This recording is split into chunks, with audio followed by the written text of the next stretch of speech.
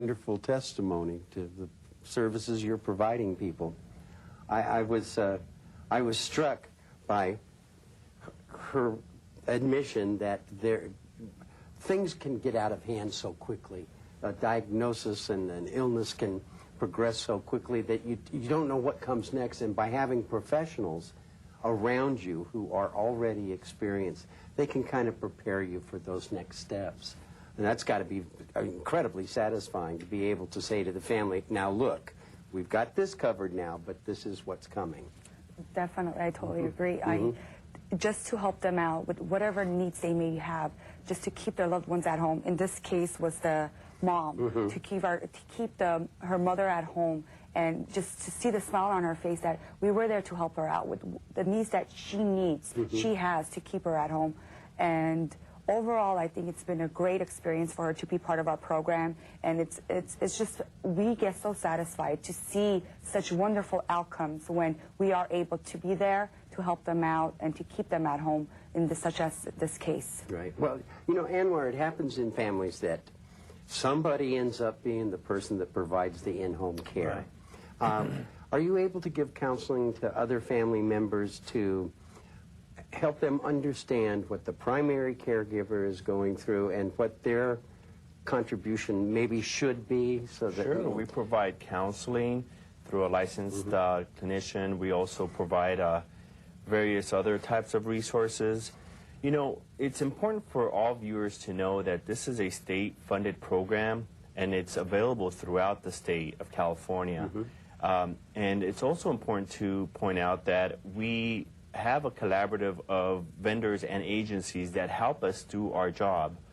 So we have other organizations that help us manage this case. And by the way, all this is very, very confidential. Confidentiality is our #1 goal here. Well, we need to talk more about this, but it's time to take a short break. And when we come back, we'll continue our discussion on how to assist vulnerable older adults to avoid having to leave their own homes. Please stay tuned. We'll be right back with more of Aging in LA. The biggest blessing in life is to realize your personal power. So many of us wonder, why are we living? Well, that's why we're living, to help others. Community work brings families closer together. When we help each other, we all get healthier.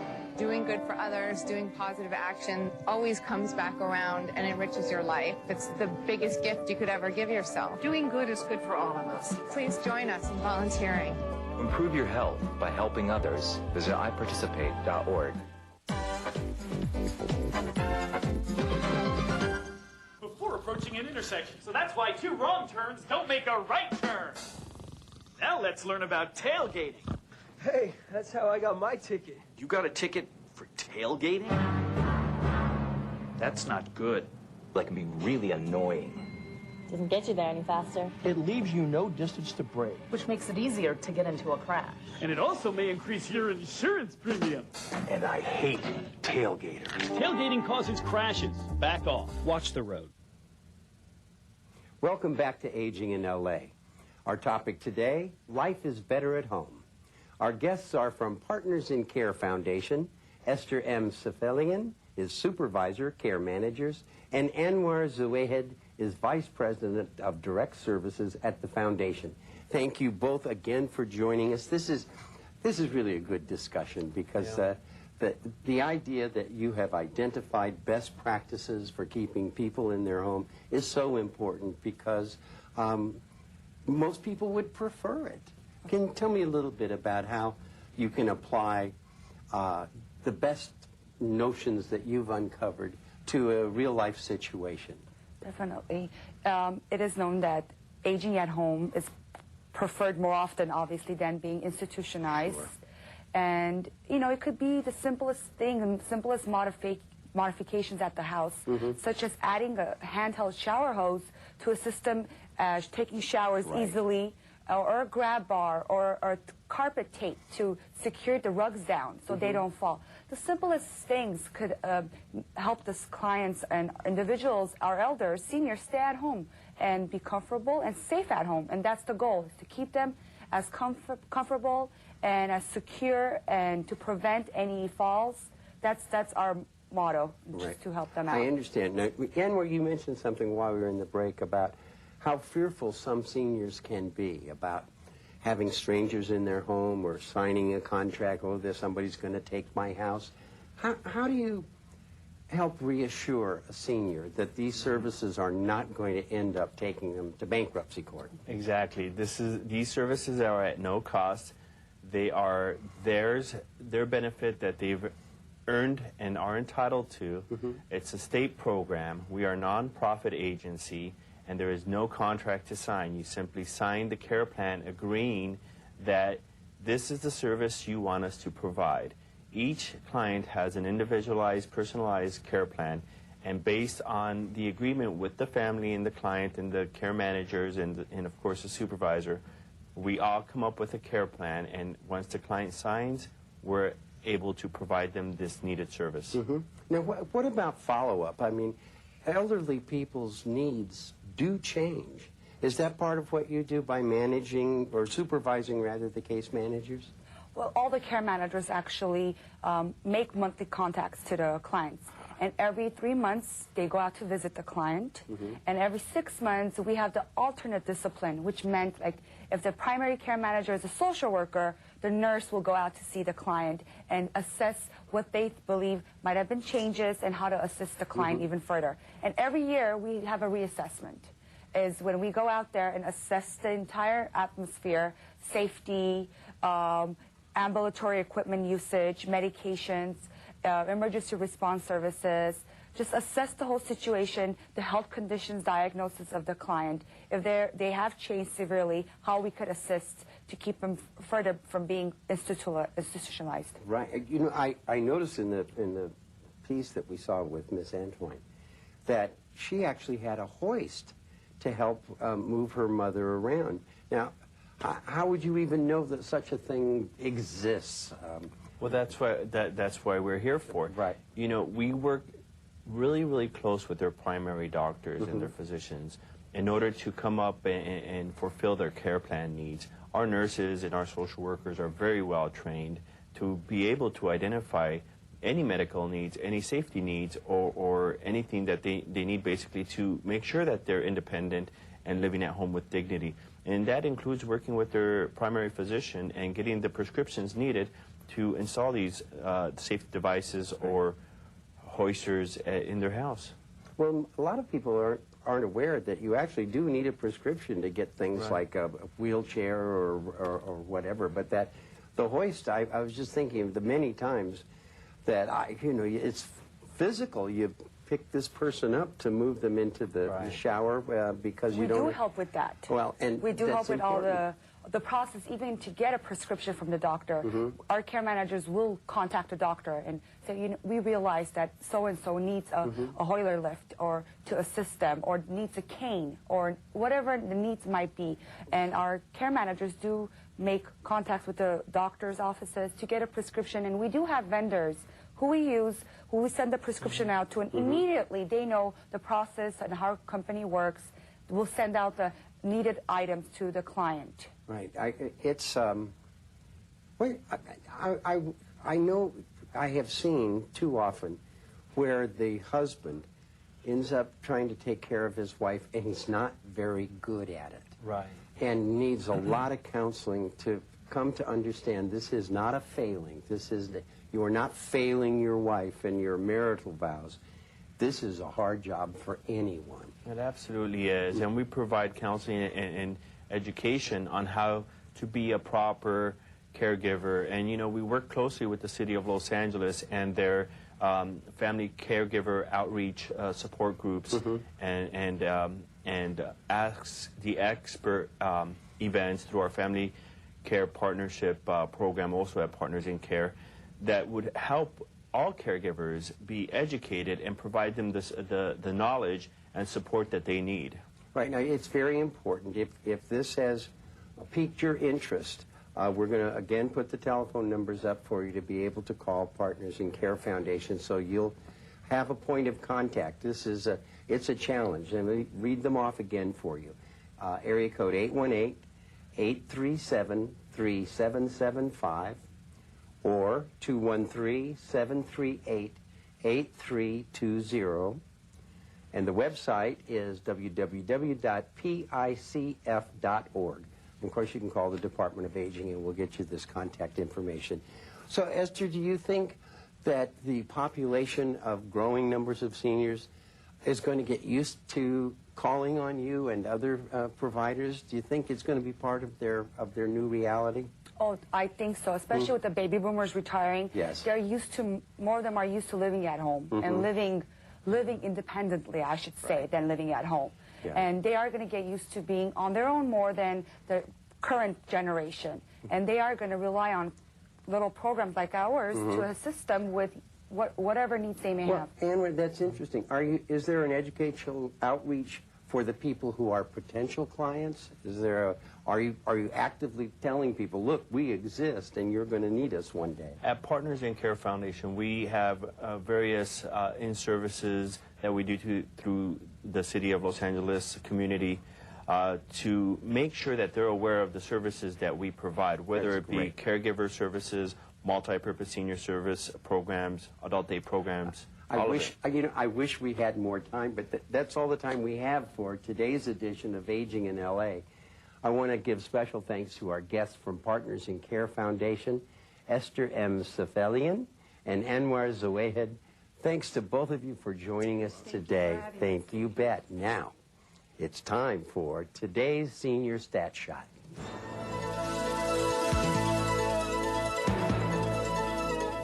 Did you know that more than 10 million older adults require assistance with daily living activities, such as eating, dressing, and personal care?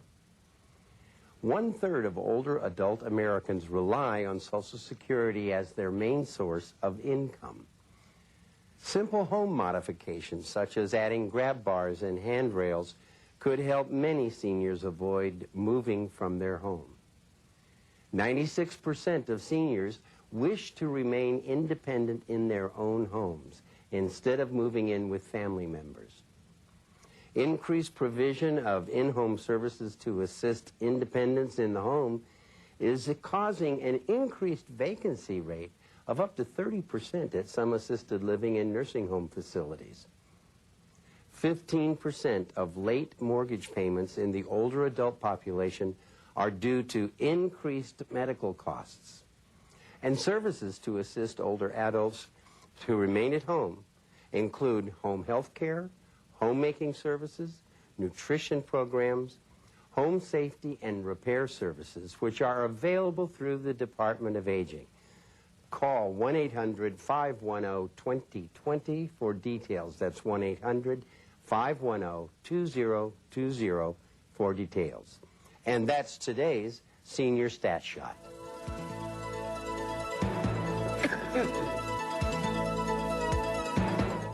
The Department of Aging produces this program with CityView, Channel 35, so that seniors living in Los Angeles and surrounding communities are well informed on the many issues that face them in everyday life. And also to let you know of the many services that the Department of Aging offers our senior citizens. Now, we'd like to hear from you with comments on the program, what you like, what you think can be improved, and hear your ideas for future programs. So please give us a call.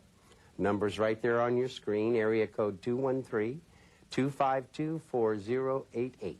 That's 213-252-4088. Call us with your comments and ideas. We look forward to hearing from you. I'm Paul Peterson for the Los Angeles Department of Aging, the people here at CityView Channel 35, and all of our guests on Aging in LA. Thank you so much for watching. We'll see you the next time.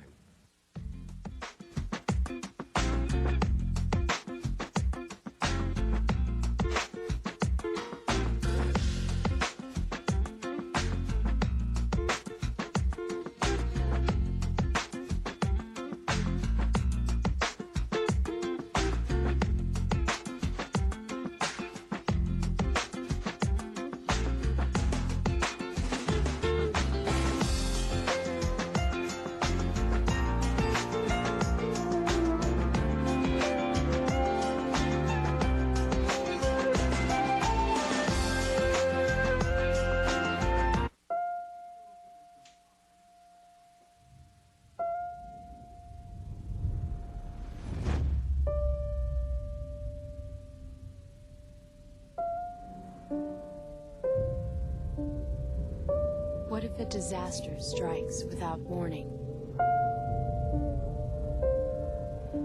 What if life as you know it has completely turned on its head?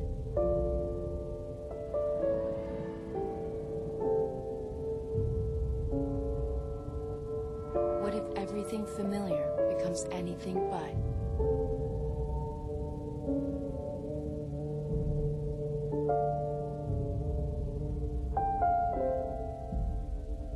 Before a disaster turns your family's world upside down, it's up to you to be ready.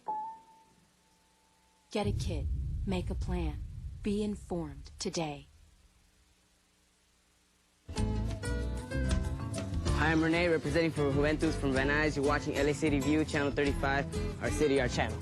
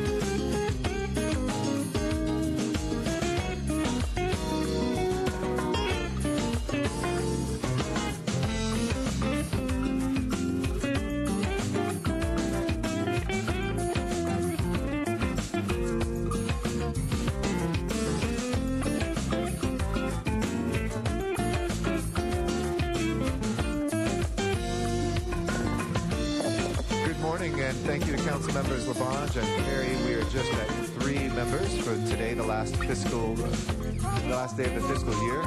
Shout out to you, Tom Labange, our great chairman of our Arts, Parks, Health and Aging Committee, who oversees our park system for all of our soccer players. Let's give Tom a round of applause. Thank you, Tom.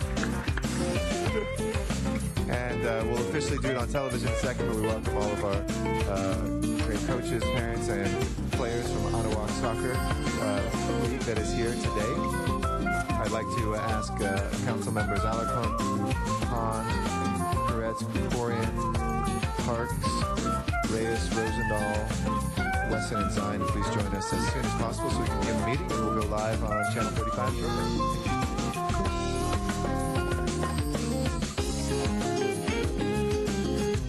Thank you.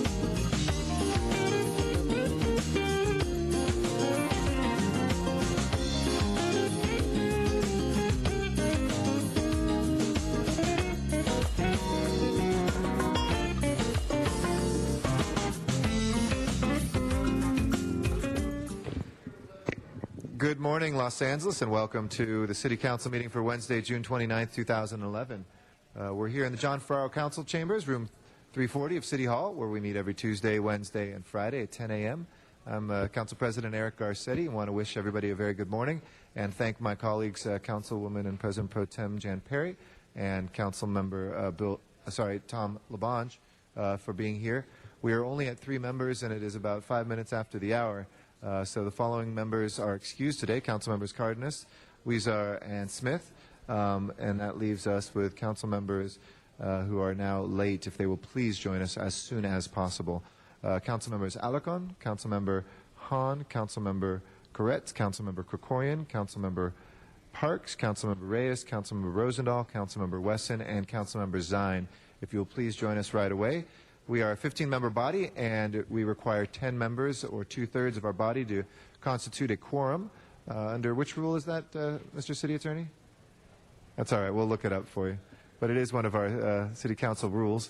And so as soon as we have 10 members, we will begin the meeting. In the meantime, I want to welcome members of the public who are here today.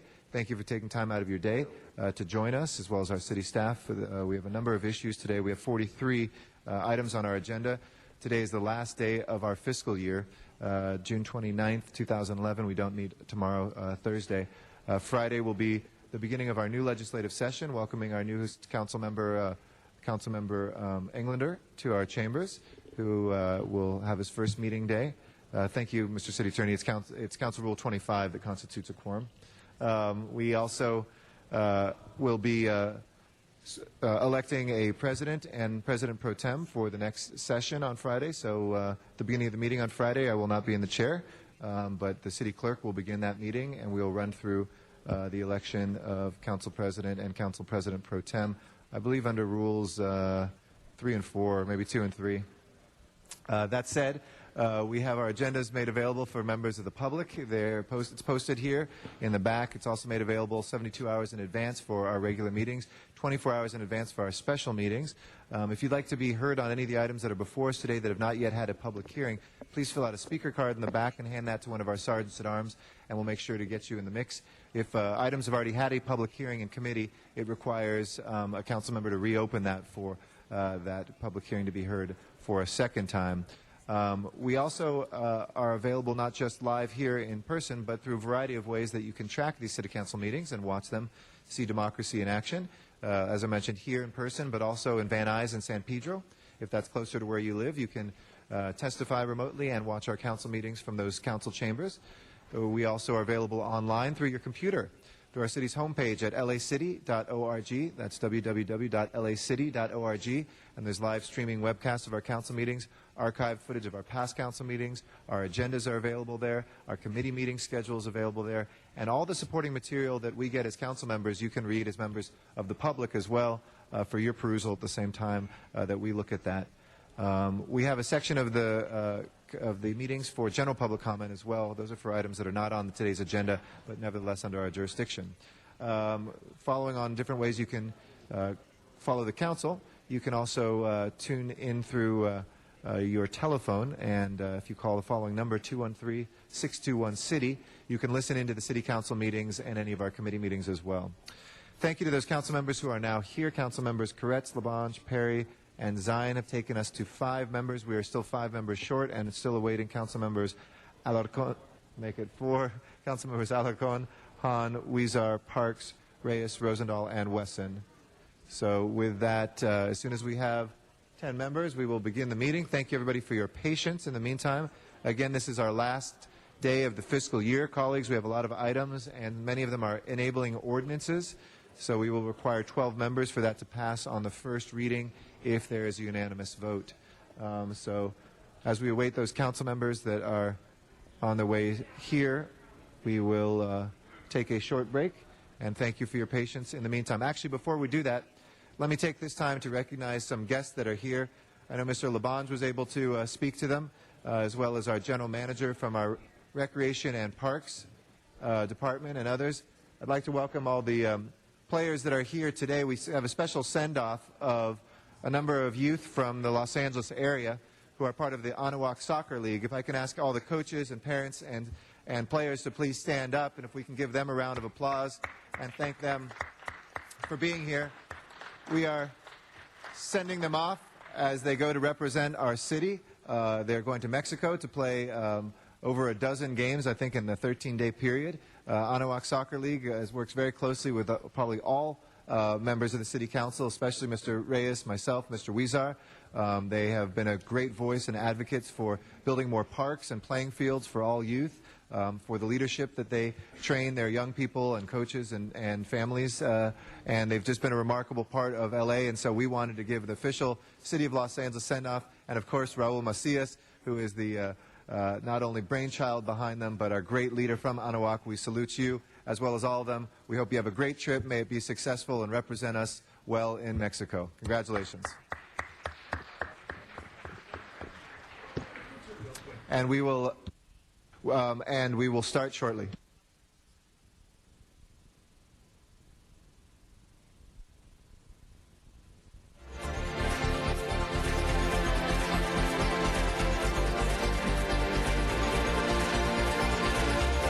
May I just again greet the young people, the men and women, the coaches, the whole team, and wish you well on your journey to Mexico. Mexico City is a sister city of Los Angeles. Mexico City hosted the 1968 Olympic Games, as well as Los Angeles 32 and 84, 1932 and 84. Isabel from office will give you some nice maps to show the great history of the Los Angeles Olympic movement, but also shows the world view of all the cities that have hosted the game. Have a great trip. Thank you very much, Mr. Labange. We are 2 members short now of a quorum, still awaiting council members Alarcon, Parks, Rosendahl, and Weston. If we can please inquire their whereabouts. There may be committee still in session, but I think HCD was meeting this morning. If we can make sure to get everybody but the chair of the committee down here from that committee, that would be great. Thanks.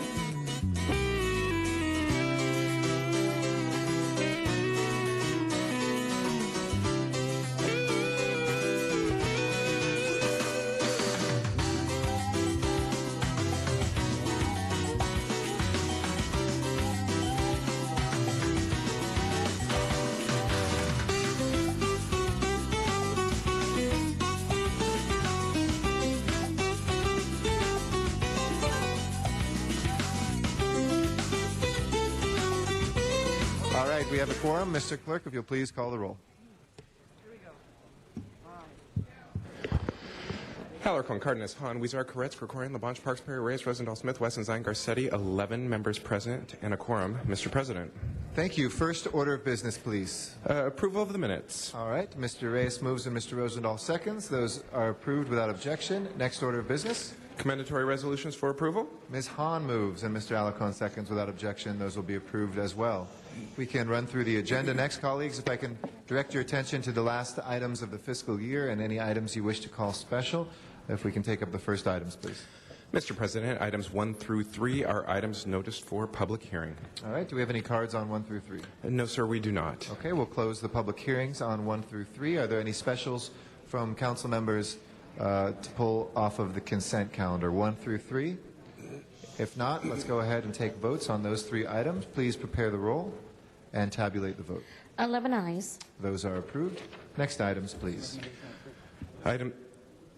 Items 4 through 15 are items for which public hearings have been held. Committee reports for items 6 and 12 have been submitted and distributed to for council's consideration. Okay. By the way, without objection, we're going to be sending all of these forthwith today, so no need to call anything forthwith. It's the last day of the fiscal year. We'll send them all forthwith. We are still awaiting Mr. Parks to have 12 members for the ordinances, so let's hold items 4 and 5 until we have that. Other specials, colleagues? All right. If not, we'll go ahead and move those. I guess 9, 10, and 11 are agendized potentially for closed session. Okay, let's go ahead and let's take up the non-closed session items first, and then we'll go through the closed session items one at a time. I believe we have to do that, right?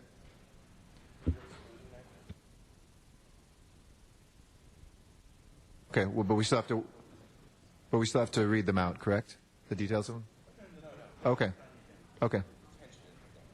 Got you. So let's go 6 through 15 we can take together then.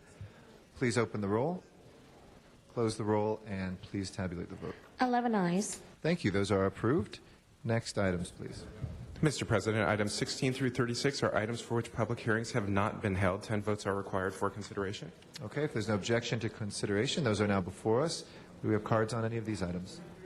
Yes, sir, we do. We have cards on items 16, 23, 26, and 34. Okay, we'll call those special for cards from the public and close the public hearings on the other items. Mr. Labange called 33 special. Other special items, colleagues? Other specials? Let's hold the ordinances on the desk. I think we have correction on item 21, and we are still waiting 12 members when Mr. Parks arrives.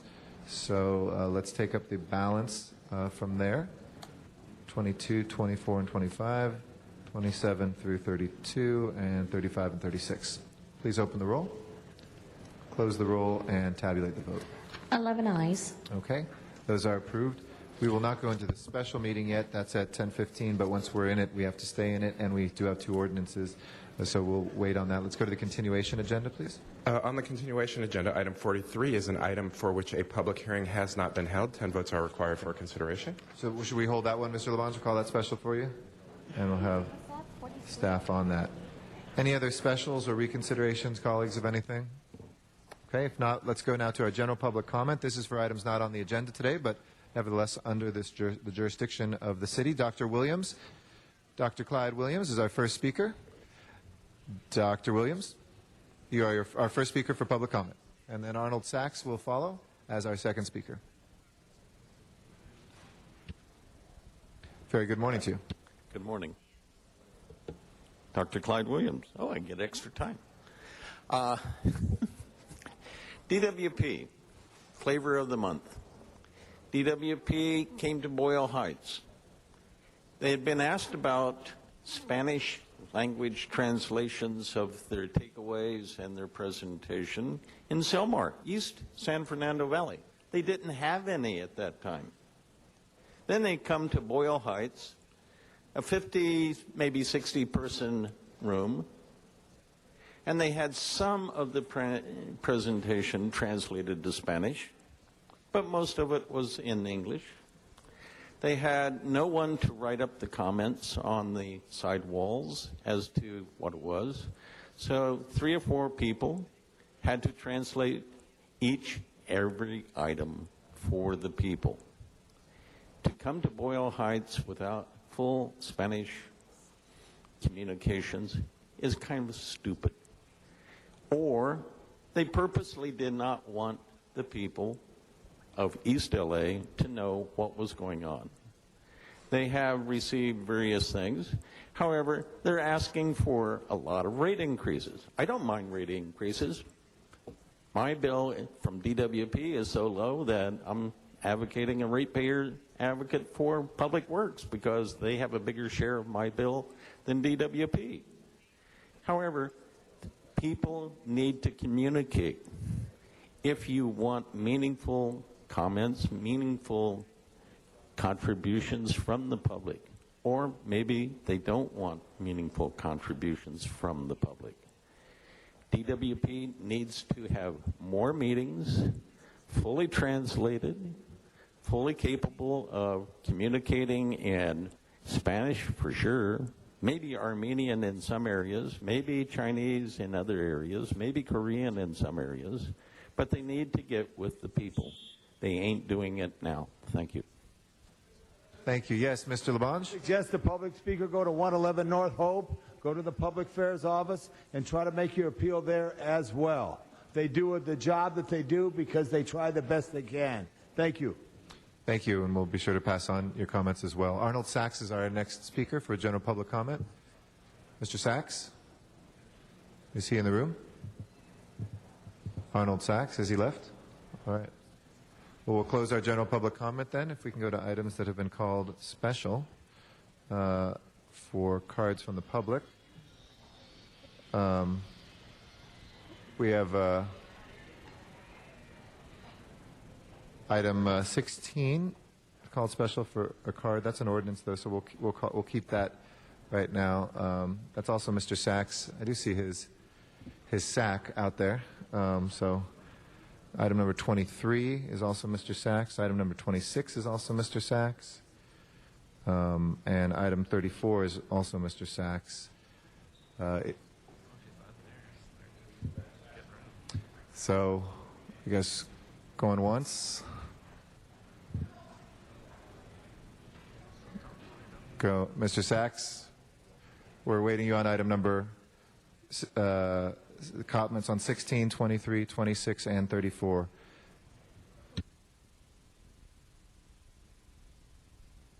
We'll put it on 5 minutes for you, and you can talk about all of them together.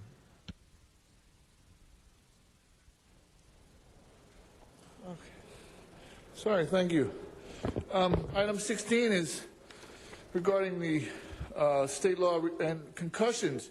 So is there a provision being made in the state law regarding supervision for medical staff to be on the fields or in the schools? Because I believe that LAUSD is, with the massive budget deficits facing, doesn't really have the personnel. So who will be making the calls at the games? And it's nice to see everybody is focused on this side of the podium for a change. Excuse me. Item 16 is regarding salaries and medical contributions to the union. So my question is DWP included in this somewhere? Because I know that all these other unions with the MOUs have been forced to up the percentage for medical, to help pay for their medical retirement. But I don't believe DWP suffered any of that pain, yet they're looking to get a rate increase. So I'm wondering what action this astute body at City Council will take. And by the way, blah, blah, blah, blah, blah, blah, blah, blah, blah, blah, blah, blah, blah, blah. Thank you all for your time, attention, and paying attention. Item 23 is regarding the concussions in the state laws. Item 26 is regarding MOUs with the LA unions. And it qualifies the amount of money being saved, but it doesn't qualify the amount of personnel regarding each one of the MOUs. So that would be helpful when you're looking at the total savings. And really, it's really appreciative on this side. Let's see. We have 2 conversations on this side. We have 2 conversations on that side. And the president is having his own conversation. So thank you very much for listening to the public comment. You're welcome, sir. It speaks volumes to your concerns about what might be said over here. You know, even a stop clock is right twice a day, which means the city council is the exception to that rule. What other item you wanted? Oh, item 34, cities of opportunities in 2011. And LA is considered. And when you look at the criteria for this item, it says cost, transportation, infrastructure, ease of doing business, technologically readiness, livability, and intellectual capital and innovation. Well, cost, it's pretty damn expensive to live around here. Transportation, MTA, just cut like thousands of hours in bus transit time. It's taken over 50 years to get a rapid line on Wilshire Boulevard, never mind any kind of rail line that is complete throughout the city and the county. The ease of doing business, well, I hear that that's the #1 complaint. We had a program here in L.A., the 12-2, oh, that failed. The 10-4, that failed. The wannabe mayor, Austin Butner, had a plan, but he's not sharing that plan with anybody. Livability, well, if you go down here to south of, like on Washington Boulevard, where everybody's been moved from since everybody's had to move out of Skid Row, you'll see some livability there. The sidewalks are coated with ready to move tents and cardboard shelters. And intellectual capital and innovation.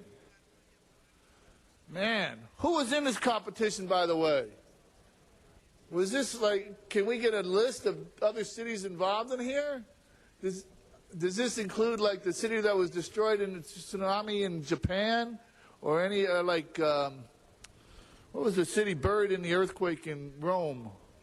I mean, it's absolutely ludicrous to think that you people would be patting yourselves on the back over this.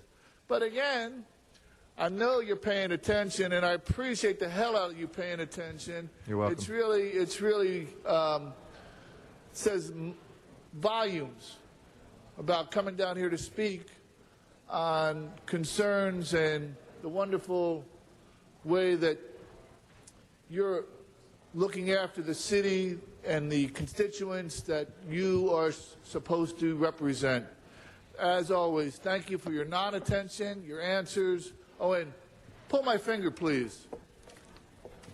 Sir, if you could please try to address us with respect. We were listening. I was listening. I heard the entire thing. And sir, if you will please sit down. You're being disruptive of the meeting now. Mr. Labange? If the gentleman would like to come to the ropes, I'll assist him any which way to try to help him. Appreciate that. That will close the public comments on those items. If item 16 we can hold still, even though the public hearing is closed on that. If we can take up items 23, 26, and 34, please open the roll. Please close the roll and tabulate the vote. 11 ayes. Those are approved. We'll take up items 33, and 33 is called special by Mr. Labange next. Still awaiting Mr. Parks, if we can inquire to his whereabouts for the ordinance, please. Mr. Labange, we have item number 33, which you called special. That is before us. And that is... Is it just a amending motion for Mr. Weezar? Yes. Okay, thank you. Okay, so it's been amended? It's been amended. Okay. I believe it's been circulated, right? Thank you. Yes. It's not been? Okay, good. Let me see in the pile up here. Here it is. I'll read it into the record. Good. It's that the relative to installing banners promoting Lincoln Heights Neighborhood Council, that it be amended to approve the attached content of the street banners for the above specified event in lieu of the content attached to the original motion. And here is the pictures of the new ones. Oops. Mr. President, for clarification, or further clarification, that's 33A. 33A. Correct. Okay. I'll give those to the clerk so he has them in hand. Please open the roll, close the roll, and tabulate the vote. 11 ayes. I don't think there's a need to reproduce those for all council members to save some paper. If anybody would like to see those pictures, they are available in the city clerk's hands. We have item 43 next, Mr. Labange, called special. Yeah. Good. This on this 33? Now we're 43, 43 for the trash receptacle. Yeah, great job. All right, Mr. Alcoa, thanks for your support. I hope, and everybody here, if I could just ask real briefly, Representative Sanitation and Street Services and CAO at the center desk. This is a win-win-win for the city. The CAO's report, we're taking a system that for many years was an extremely effective system by Street Services. In 1978, 247 people were let go from a service of taking care of the streets. They were on the city's trucksters, the three-wheel Cushmans. They drove and dumped all those trash cans. Over the years, through a creative forces, Street Services has collected the trash. With the recent reorganization of public works, sanitation has stepped up to say that we could take over this service at no cost, direct cost to the general fund. And is the CAO's representative here? CAO's representative is coming. So just to give the council a brief, it's a win-win-win all the way around. Trash baskets at bus stops will be picked up by sanitation forces. And Patricia, I'm sorry, I know you're pitch hitting right now, but if you could just tell the council about this, that you support this, that this is good for the city, keeps the city clean. Thank you. Good morning, Patty Huber from the CAO. Yes, we have looked at this particular item both in the development of the proposed budget and over the past weeks since the adoption of the budget with both street services and sanitation. This seems to be a good synergy of efforts by consolidating into sanitation, and we would support moving forward with this. Great. And Nazario, for all the work that has been done in the past, your comments? Nazario Salcedo, the great director of Street Services. Thank you, Councilman. Nazario Salcedo, interim director of the Bureau of Street Services. Indeed, the Bureau of Street Services is not opposed to the functional transfer of this function, as long, of course, as long as there are cost savings and the delivery of the services will not suffer. We had several meetings between the CAO, our sister Bureau of Sanitation, and the Bureau of Street Services, and we have tailored a great opportunity here in which we feel that there's a lot of benefit if this functional transfer transpires. Along with the functional transfer of the 3,000 white trash receptacles, our recommendation is for our sister Bureau of Sanitation to also oversee the Adopt a Basket program. Great. And Alex Halou does a great job citywide every day. You and your team are in neighborhoods collecting household refuse. This aspect here is going to be now part of your charge. Alex, for comments. Good morning, council members. Alex Halou for the Bureau of Sanitation. During the budget process, the Bureau of Sanitation was asked whether we can absorb the trash receptacle program that's currently being done by our sister agency, the Bureau of Street Services. There are two elements to the program. One is the green baskets, also known as Adopt a Basket. Those baskets are typically requested by private business or organization. The Bureau of Street Services delivers the baskets. However, the business make arrangement for maintenance, cleanup, and pickup. The Bureau of Street Services is not involved in the day-to-day collection. We believe that the Bureau of Sanitation could step in and take over the green baskets at no extra cost to the city. Right. The white baskets, however, are maintained by the Bureau of Street Services staff. The white baskets are located throughout the city, and they are picked up on a weekly basis using automated collection vehicles. For the white basket, we plotted the 3,000 containers located citywide.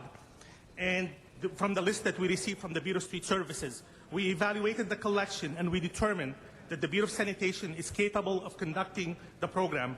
On a weekly basis, the Bureau of Sanitation collects over 2 million residential containers. We believe integrating the 3,000 containers into our existing routes would be done efficiently and effectively.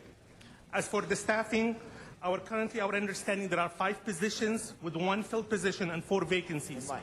Based on the Bureau of Sanitation routing, we need only 3 staff to be absorbed into this program and to do the trash receptacle collection program. For the trucks, there are 7 collection vehicles, and those vehicles are compatible with our operation, and we'll be able to take them into our fleet, and GSD will be doing the maintenance on them. The trash receptacles we will take, if this program is approved by July 1st, we can take the white trash receptacles that are placed throughout the city, and we'll begin collection. And the funding, we already have, the CAO report has the issue with the stuff with the funding. What I would ask is the 3 positions be allowed the Bureau of Sanitation to go ahead and fill them as soon as possible. And CAO supports that, correct?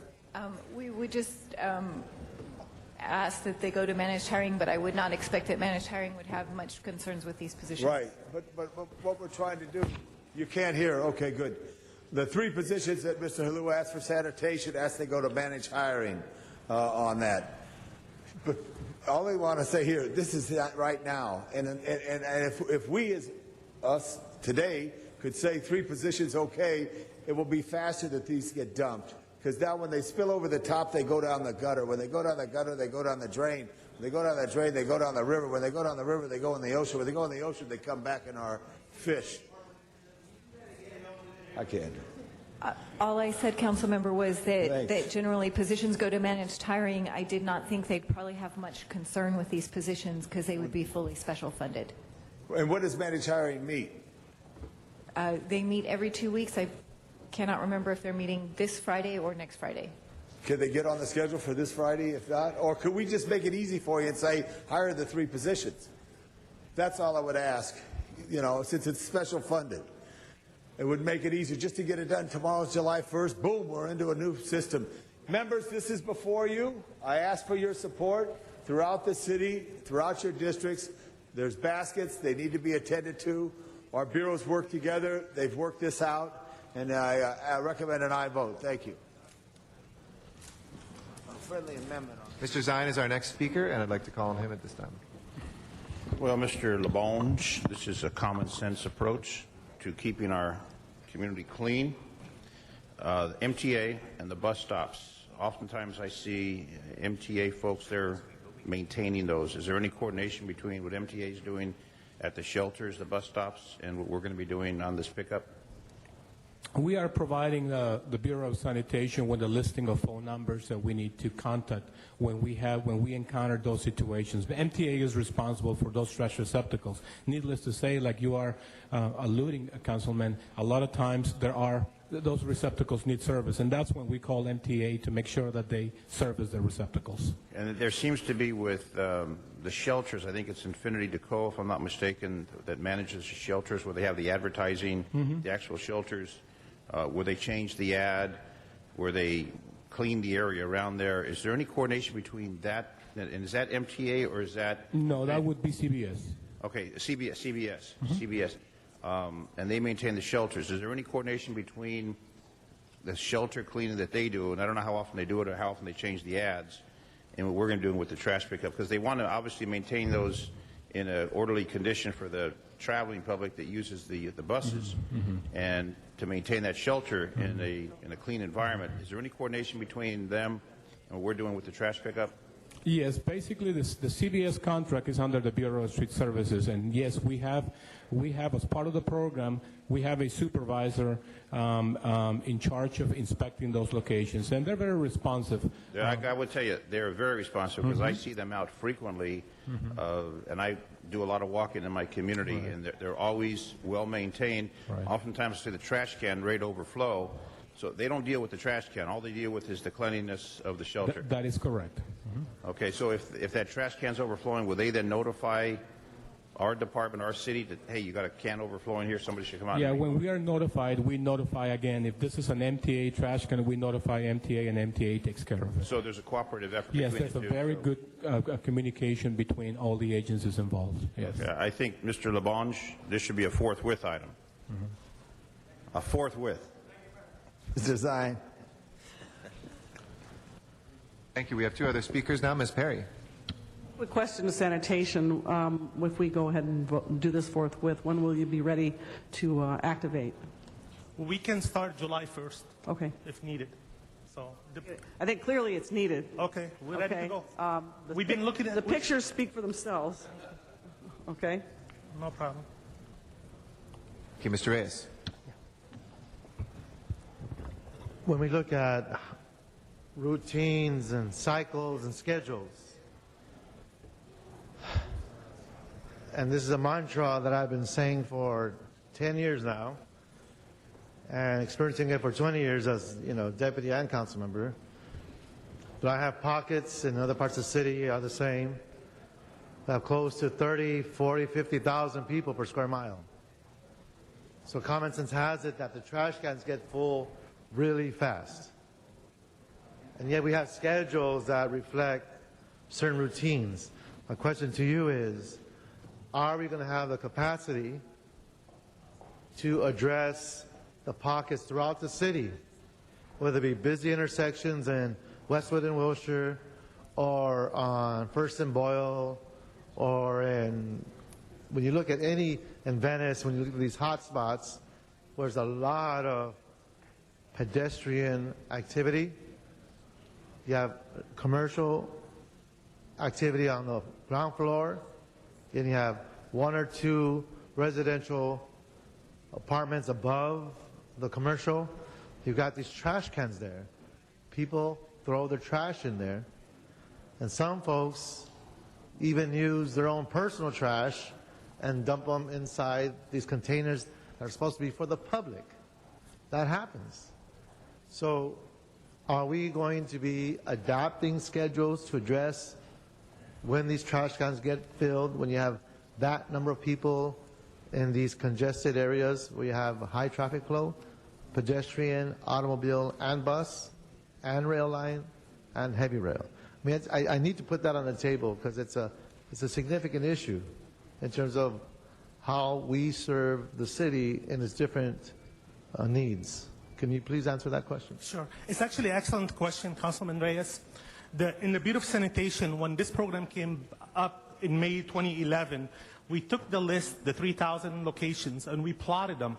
And every day we have about 600 vehicles operating in the city, collecting. So some areas we're going to be targeting more frequently than others because it happened to be on our routes.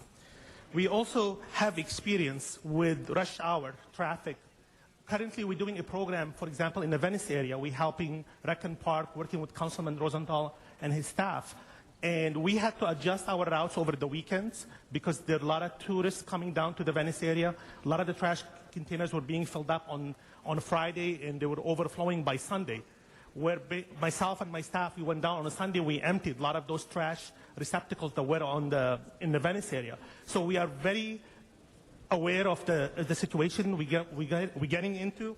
And so what we have done, we have a schedule, and we have staff going to be working, monitoring them, and we'll be reporting because we have drivers out there, we have supervisors. Again, we have about 600 to 700 personnel. Those will be feeding information back to the district yards. So we'll be able to reroute.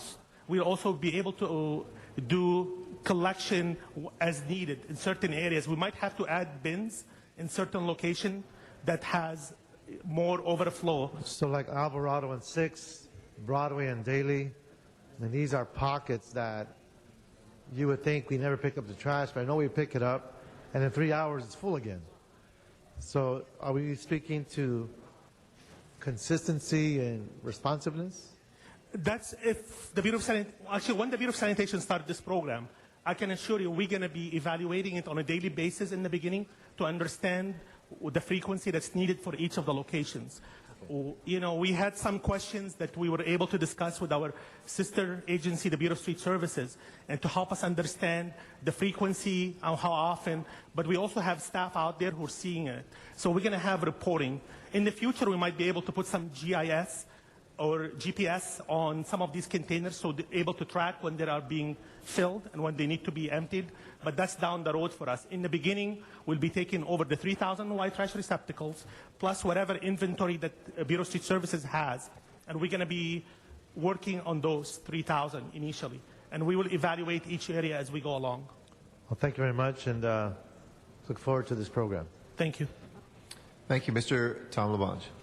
Thank you very much. Looking forward to this. Appreciate it. In 1970, my dad wrote a letter to then Deputy Mayor Joe Quinn and asked if his son could be a trash collector for the summer. And unfortunately, I couldn't be for some reason. I wanted to get bigger muscles because I was playing football. But now I'm going to join you. As soon as the transfers, I want to be on the back of the truck and help out. And maybe get Mr. Zine, get him in shape there. Okay. I know. I think we have workplace liability issues with Mr. Zine. But Mr. Zine only.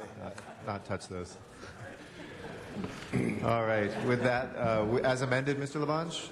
Amended, and as Karen told me that there should be no problem with managed hiring. It's Patricia. Thank you, CAO, et cetera, et cetera. Mr. President, for clarification, that's item 43 and, as amended by 43A. Right. Great. Let's go ahead and open the roll on this motion as amended. Close the roll and tabulate the vote. 12 ayes. Thank you. Everything's forthwith today already. And as of 5 o'clock, Mr. LaBonge, I'll be the acting mayor, so I'll sign it real quick if Mr. Villaraigosa doesn't get to it before he leaves. I'll make sure it gets signed. We won't put it in a trash can either. All right, let's go ahead and take up the ordinances. We have items 4, 5, 16, 17, 18, 19, 20, and 21. Mr. City Attorney, there's a technical amendment to 21. Yes, Mr. President. On the ordinance, page 2, the third line, wherein it states 103.09 pursuant to the following, it should read 103.109 pursuant to the following, and the corrected copy has been given to the clerk. All righty. If that is not objected to, I'll go ahead and move that into the item on 21 for the ordinance. Let's go ahead and take votes on these. Please open the roll, close the roll, and tabulate the vote. 12 ayes. Those are approved. That will take us to the special meeting. Please call the roll for the special meeting. Alarcon, Cardenas, Han, Weezer, Koretz, Krikorian, Labange, Parks, Perry, Reyes, Rosendale, Smith, West, and Zion City. 12 members present and a quorum. Mr. President. Thank you. First items, please. Mr. President, items 37 and 38 are items for which public hearings have been held. Committee reports for items 37 and 38 have been submitted and distributed for Council's consideration. I think technically they were not held since we did not have a quorum. We had communications from the chairs, so we will call 37 special for cards to satisfy our public hearing requirement. And that leaves us with number 38. Anybody wishing to call 38 special? 38 going once? Yes. Yes, Mr. Parks? We just got the committee report. Okay, so Mr. Parks will hold 38 special. Next items, please. Mr. President, items 39 through 42 are items for which public hearings have not been held. 10 votes are required for consideration. If there's no object to consideration, those are now before us. This is items 39, 40, 41, and 42, colleagues. Do we have any cards on these? We have one card on 39? Yes, sir, 39. Okay, we'll close the hearings on 40, 41, and 42. Anybody wishing to call 40, 41, or 42 special? If not, let's go ahead.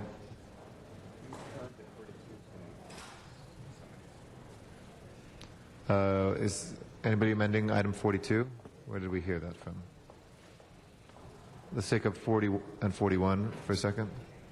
Okay, Mr. City Attorney on item.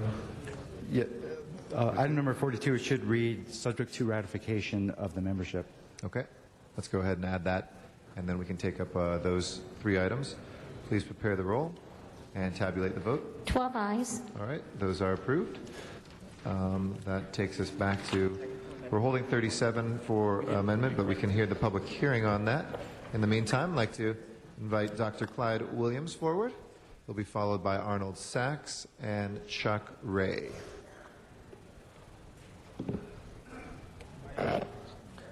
Dr. Clyde Williams, El Sereno, Northeast LA, also DWP liaison for the LA 32 Neighborhood Council. At one of the community collaboration sessions, one gentleman got up and said, "We voted for a ratepayers advocate. Now you're trying to get the ratepayers to pay even more before the ratepayers advocate is even in place." Simple logic. If there's no ratepayers advocate, why should we agree to having the rates increased? So, very simply, have the ratepayers advocate be in place before any permanent changes of the rates are instituted.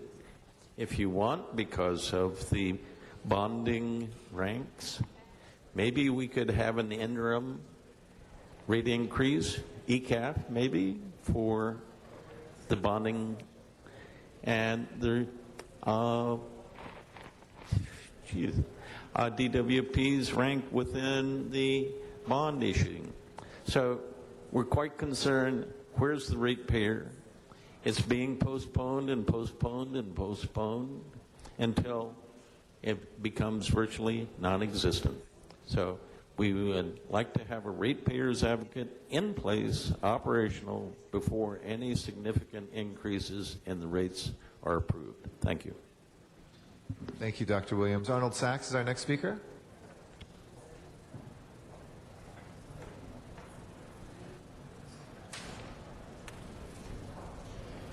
Thank you. Unfortunately, this goes back to bylaws and doing your job. The discussion about the ratepayer advocate went on for years, whether it was going to be in the controller's office, whether it was going to be in this office, whether it was going to be in the office of somebody. The fact is that no mechanism was included in the discussions on what to do if the public approved of the ratepayer advocate. So now it's left up to City Council to take care of that job.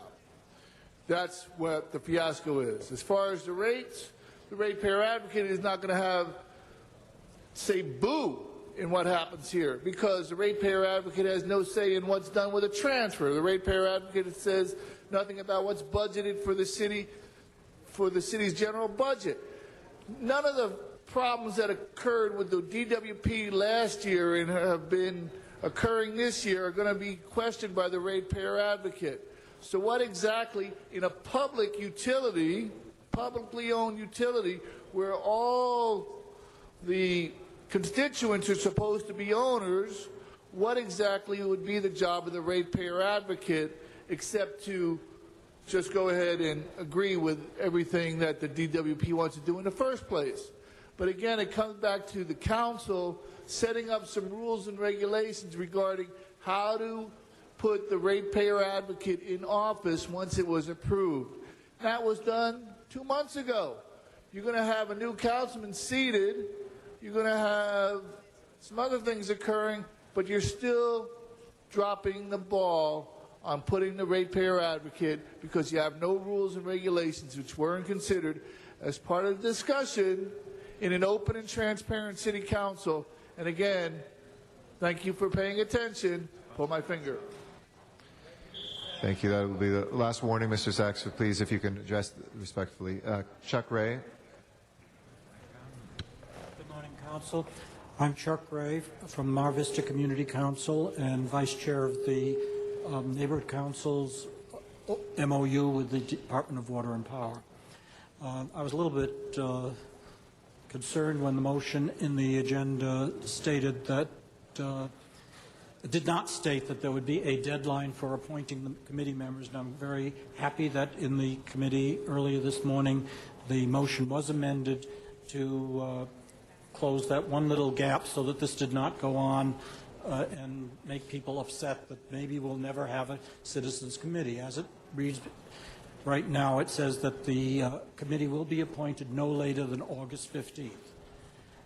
That being included, and the other small amendment that was made this morning, I think the neighborhood councils now have a motion, the first enabling ordinance for the Office of the Ratepayer Advocate, and I would urge you very strongly to approve this measure as written right now.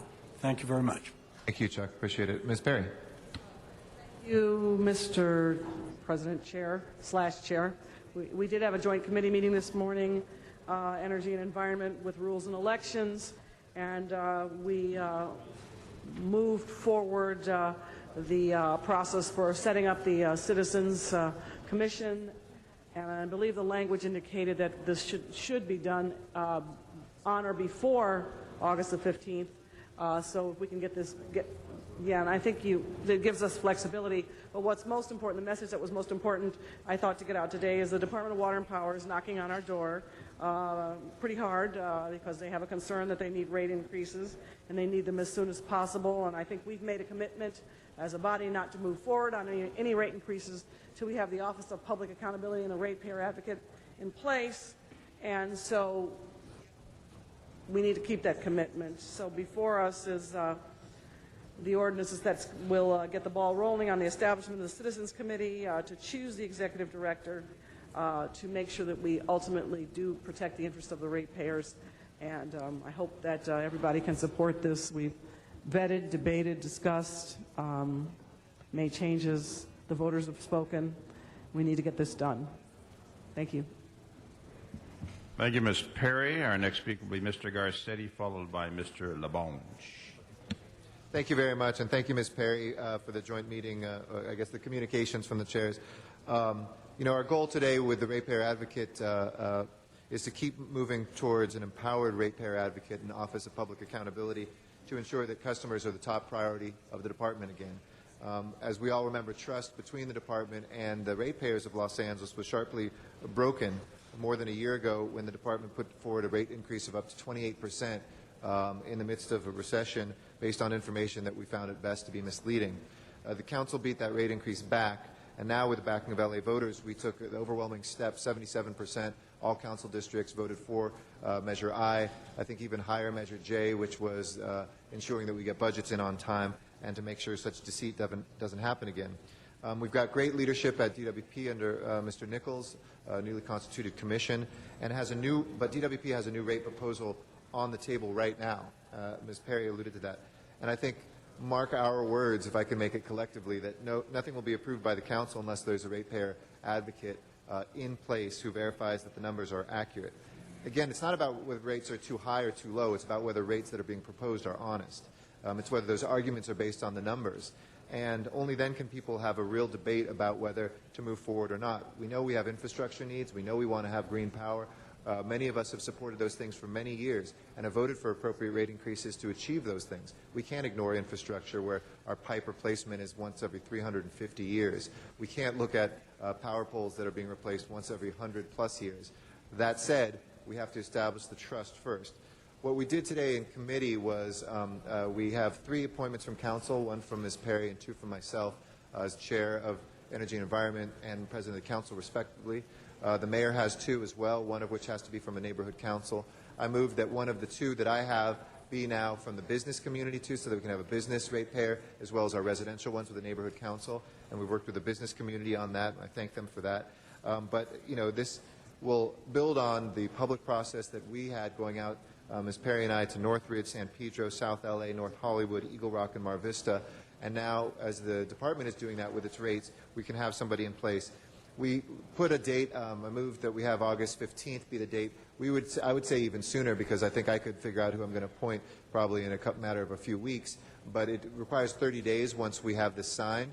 I know the mayor is very supportive of this, and he may be able to sign it today. At the latest, we'll be able to sign it for sure by Friday. The mayor will be out of town for a couple days, and as acting mayor, I can make sure we get a signature at the very latest by this Friday. That means 30 days from now will take us to about August 1st.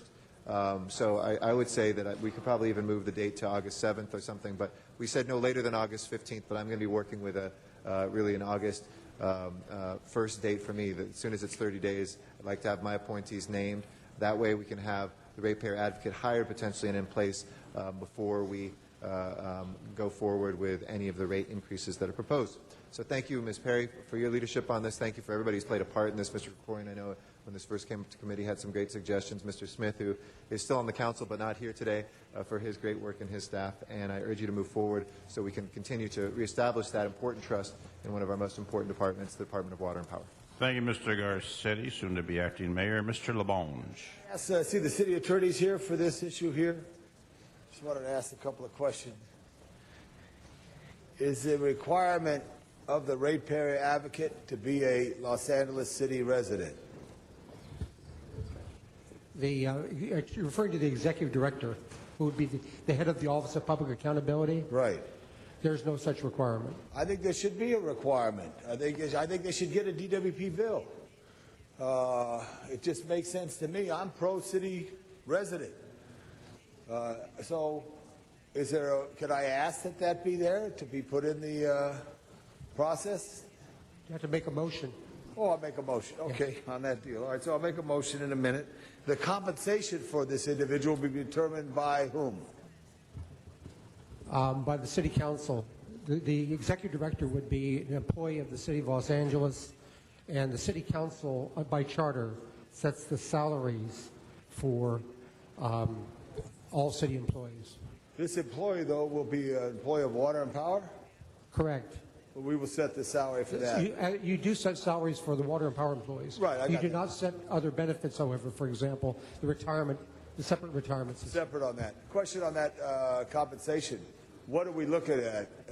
What kind of position? AGM? That is not for me to talk about. Does anybody know? Just like to know.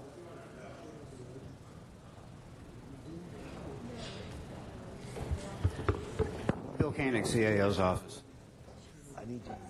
Excuse me? Bill Koenig, CAO's office. Yeah, hi. It is Our Employee Relations Division would actually look at the duties and responsibilities of the position once they've been established by the Personnel Department and then recommend a salary that would be then approved by the council. At the present time, I really couldn't, I don't want to go ahead and come up with an approximate number because we have no I got it, basis but for it would not be a department head salary. No, but it would be a- somewhere, like an assistant general manager or a Assistant- superintendent. Yes. 3 or something. Somewhere along there. Something like that. Good. Yes. A full-time position. Correct, sir. And we expect the staff for the office to be Full-time also. good. And then for the CAO, and maybe another CAO to ask this question here, because someone made public comment area. They want to try to copycat an Office of Public Accountability. They were talking about that for other departments. I don't necessarily see that, but what is the CAO's research finding that in other areas of government? Do you have these separate offices? Or this is what a commission is supposed to do? It was about public works. We have done research in other states and other municipalities, and it's a very loose operation. There's Loose no one operation. set specific way. It depends what the individual Right. desires of the governing body. We absolutely want to do it right. Members, I just make a motion that we require the person, he or she who gets this job, be a Los Angeles City resident requirement. Do we have any resident requirement other than council? For council. Other positions? And other positions, are you, I know you're... City employee positions? Yeah. I'm not aware of any Other such than the city requirement. council? Yeah. And the mayor and the controller. Those So are I just city think it should be, if we're looking for accountability, I think the person should live in here. If they live in Edison Country, or they live in Ventura County, or if they live in PG&E, I don't know who know what, but I just have a motion that the, what would be the Office of Public Accountability, that the executive director be a Los Angeles City resident within the DWP service area. Second. Okay, there's a motion on that. Mr. Zai. There may be a legal question I want to look at, by the way, with regard. There was an issue decades ago with regard to residency requirements, and there was a constitutional amendment of the California Constitution. I want to just verify that we can impose such a requirement on an employee. But if you're creating something right now called accountability, it's accountable, but they live in the city and are in the DWP service area, which seems to me that would beat the Constitution. And while, just on a point of procedure, while it may not be a bad idea too, it will require rewriting the ordinance that we're trying to hit the deadline for today, last day of the fiscal year. So let's consider that. It is amendable also in the future. Ms. Perry, did you want to say something on that? And thank you, Mr. Labange. It's an interesting idea, but I wouldn't want to preclude us from getting somebody who's extremely talented in being an advocate, and maybe they don't reside in Los Angeles now, but obviously, and maybe they'll come here and they might end up living, in West Hollywood or Glendale or Pasadena or whatever. But if they're an employee, they're not a commissioner or an elected official. So we didn't put residency requirements in this, and I think it's an interesting. I don't think it's a bad idea, but I just don't want to do anything to hold things up at this point because we're under such pressure from the department to move forward on. They want rate increases. They want them yesterday, and I don't think we can take any action without having a ratepayer advocate in place to give us impartial analysis on whether we do this or not. So I'm just concerned. My primary concern is slowing this process down or changing the intent of the language of the ordinance, which might require further review and further vetting. That's all. Mr. Zine. Thank you, Mr. President. The chain of command. You have the Water and Power Commission, sets policy. You have the general manager. You have individuals on the water side, the power side. How will this person fit in that chain of command? And will they be independent, or will the commission or the general manager or the council overrule? In other words, what kind of authority and power do they have? Yeah, well, the executive director will not be in the chain of command. The charter provides the executive director reports to the Board of Water and Power Commissioners, but is not instructed by the Board of Water and Power Commissioners. So this individual and this Office of Public Accountability is, while part of the Department of Water and Power, it's not under the control of the management of the Department of Water and Power. So it is independent in that regard. It's not under the control of the City Council or of the mayor. There is independence that is established here. So this individual decides that the rate increase asked by the Water and Power is not justified, or they want to slash it in half, or whatever the case may be. And the commission says, thank you very much, but we're going to do this. And then the general manager says we're going to do this, and it comes to this body, and we say we're going to do this.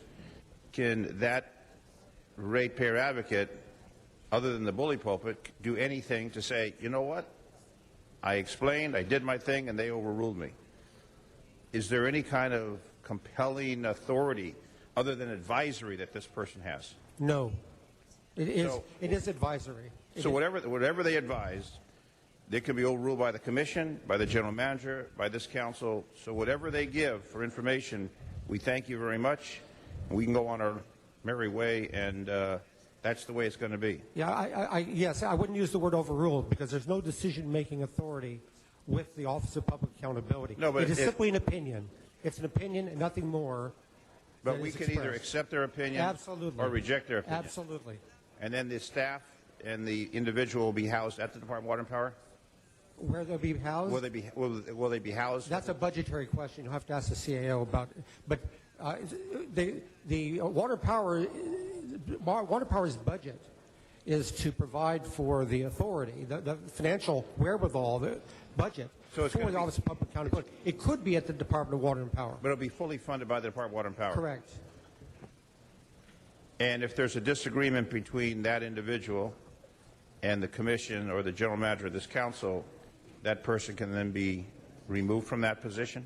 The removal procedure is established in the charter, and it requires a two-thirds vote to charge, to call for removal, and a two-thirds vote of the council actually to remove. So there will be some independence in that position. I think that's correct. But as far as denying something, there's no real teeth to that. Well, this person has no decision-making authority. Just advisory. Other than in the management of the office. But with regard to rates, for example, there is no decision authority vested in this office or in the executive director. It is purely advisory. So they make a recommendation. Correct. And how is that done now with the Water and Power when they want to establish the rates? Well, that's done through as you mentioned, the chain of command, the general manager to the Board of Water and Power Commissioners. And then to this body. Which, by charter, the Board of Water and Power Commissioners and this City Council together set the rates. And that's how it's done. Yeah, I'm just trying to make sure that there's teeth to this and that this will not just be a position that doesn't have the clout to go against the commission, to go against the general manager. And obviously they're asking for a major increase in the water and the power rates for the next couple of years. And this individual may say it's not justified. And then there's going to be the clash that goes back and forth. But to give them that independence and the ability to actually view, and I think Mr. LaBonge is accurate to say it should be a city resident, so they'll impact that rate increase with water and power on both the water side and the power side. Thank you, Mr. Merkin. You've been around how many years now? Altogether, it's about 38, something like that. God bless you. He's a great guy. He's how about a great you, guy. Mr. Zine? How many years have you been around, Mr. Zine? I've been around 44 and continuing to grow. All right. Mr. Parks, how long have you been around? Thank you. I think you've already covered it. Fred, you're going to look into the legal aspect of requiring residency, because I thought we've gone through that before. Yes. Well, excuse me. I will look into the legal aspects of requiring residency of a city employee. I haven't looked at that in quite a while. Yeah. I think like 20 years ago, somebody tried to impose it on the police, and they found that you couldn't do it legally. Yeah, there was, if I recall correctly, a California Supreme Court decision back in the 1970s, and I think it was followed by an amendment to the California Constitution. But I want to look into what the current state of the law is. Thank you.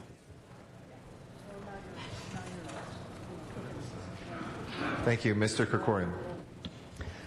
Thank you, Mr. President. First of all, I think we're making great progress on fulfilling what the voters wanted us to do, which is create an independent and robust ratepayer advocate that will provide not just opinions, but independent analysis. And that's the first point I wanted to clarify. This is not just somebody who will render opinions. This is going to be somebody who is going to provide us with fact-finding and independent analysis that will allow us to make the judgments that we need to make and will allow the public to make the judgments that it needs to make as well.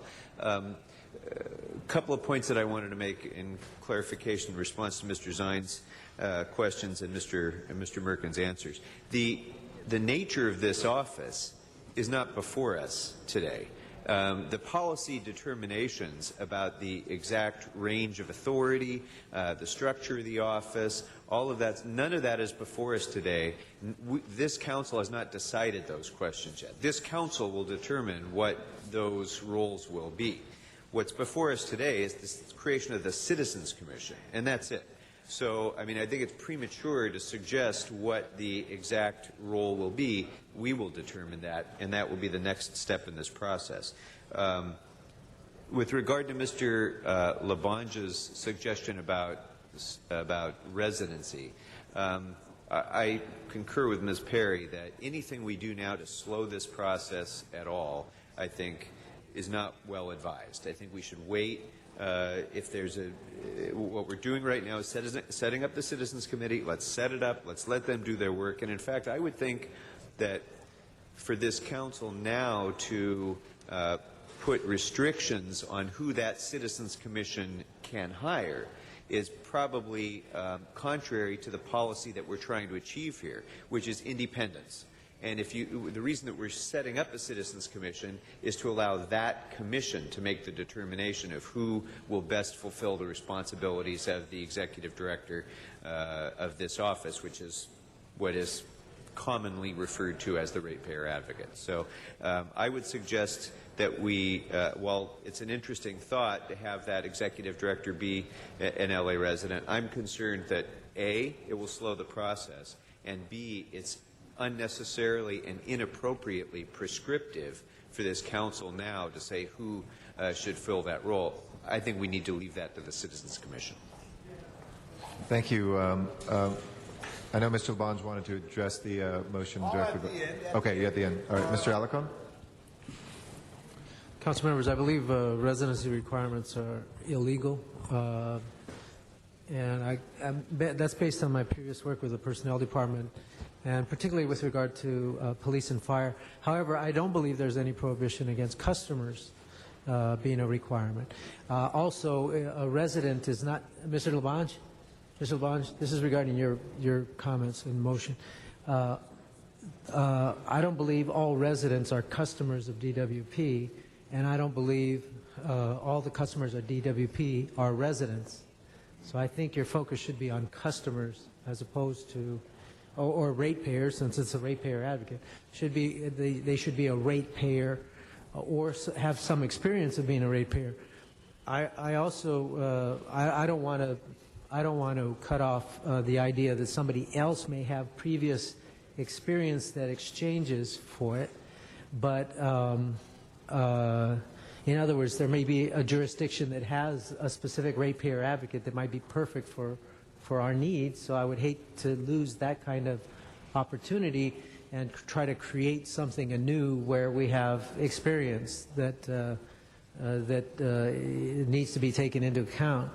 And so I don't know that you really want a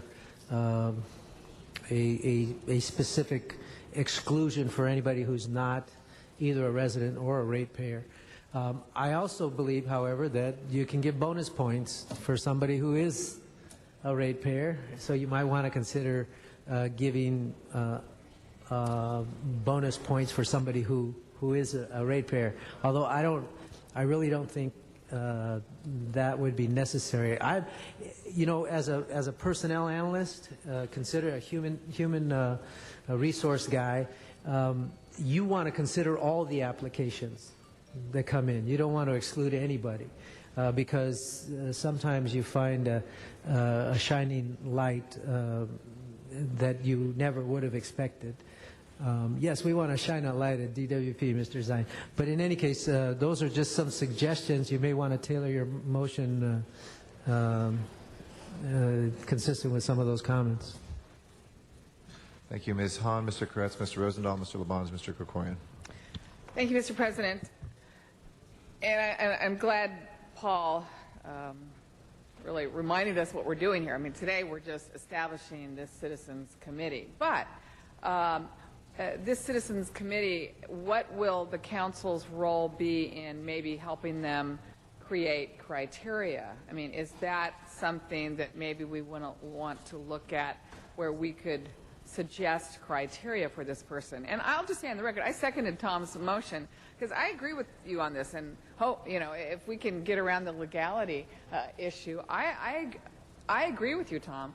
I think, you know, this was a grassroots movement in this city for us to have a ratepayer advocate. I mean, this was something that was a voter initiative. This is something that came up through the neighborhood council process. I agree. I think the best, certainly, I mean, our commissioners have a residency requirement, and we've gone even so far on two of our commissions, the Airport and the Harbor Commission, to mandate through our charter that they actually live within a certain radius of those airports. Why?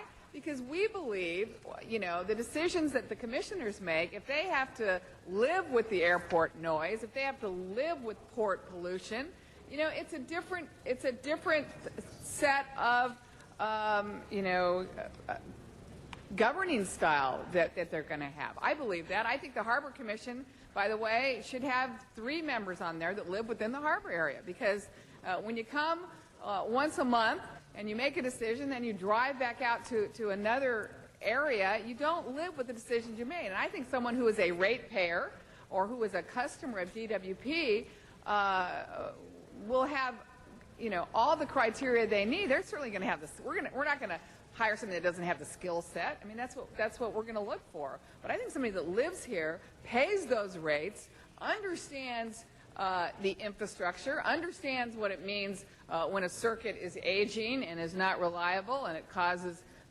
you know, brownouts. I think that makes for a better ratepayer advocate. I don't know if I want somebody who's not a ratepayer advocating for ratepayers. And so, Tom, I think it's a good idea. I'm going to stand with you on this one, and I hope we can figure out legally how we might add that criteria to the scope that the Citizens Commission will be able to consider when they appoint this person. I mean, I think it's like any other advocate. You want that person to be steeped in the, you know, feel, you know, whatever it is they're advocating for. We want them to understand the pain that a ratepayer goes through when they pay a price, but more importantly, we want them to understand the long-term goals of DWP, the renewable portfolio, how we want the city to invest in clean energy.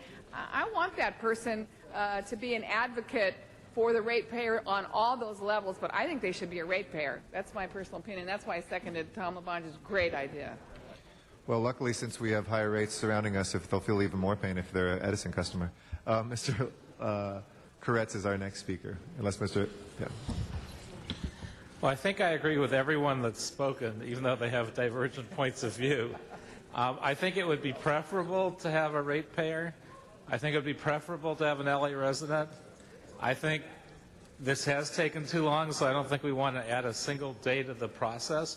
But if there's some way to give a higher priority, or at least to give direction, and if we have a choice between a great person from San Diego and a great person from Los Angeles, we want to hire the person from Los Angeles. And if we have a choice between someone from Orange County and an LA ratepayer, it should be the LA ratepayer. So if there's some way to give a little local preference to this, but not add any extra time and not miss out on any great choices, I think that's the right way to go. Thank you, Mr. Rosendahl. Well, it's fun to have this conversation among ourselves on it, but at the same time, when Chuck Ray got up and spoke, and Chuck Ray is one of my constituents in Westchester, there's been a mumble among a lot of folks in the community that we're dragging our feet. And they say we're dragging our feet because we are talking about rate increases coming up and a time frame for rate increases coming up. So let's get down to the basics here. First question is, how long will it take for us to get the 5-member committee together? What process are they going to go through? And when are we going to hire a ratepayer advocate? The time frame from today. Yes, from today, the next step will be if you were to adopt the ordinance on first reading, then it can be signed by the mayor. And if the mayor's out of town, the acting mayor, council president, could sign. The ordinance could be published rather than posted for 10 days. And that way you gain 10 days, and you then face a 31-day publication period within which the matter becomes effective actually at the end of that period, at which point the appointments can be made of the committee. Can we make them, how quickly after that gets published? We're looking right now at the end of August, which is recess. So you're saying about September 1, we'll have assembled a committee. No, you could have a committee before then. You can, okay. Yes, because right now we're not even to the month of July. So we could be very early August when that 31-day period has expired. Good, okay. And it would, so at that point, those appointments can be made. Okay. And so then you could have the committee could then convene and then get about the business of establishing a plan to search and appoint. Establish a plan and appoint and all that.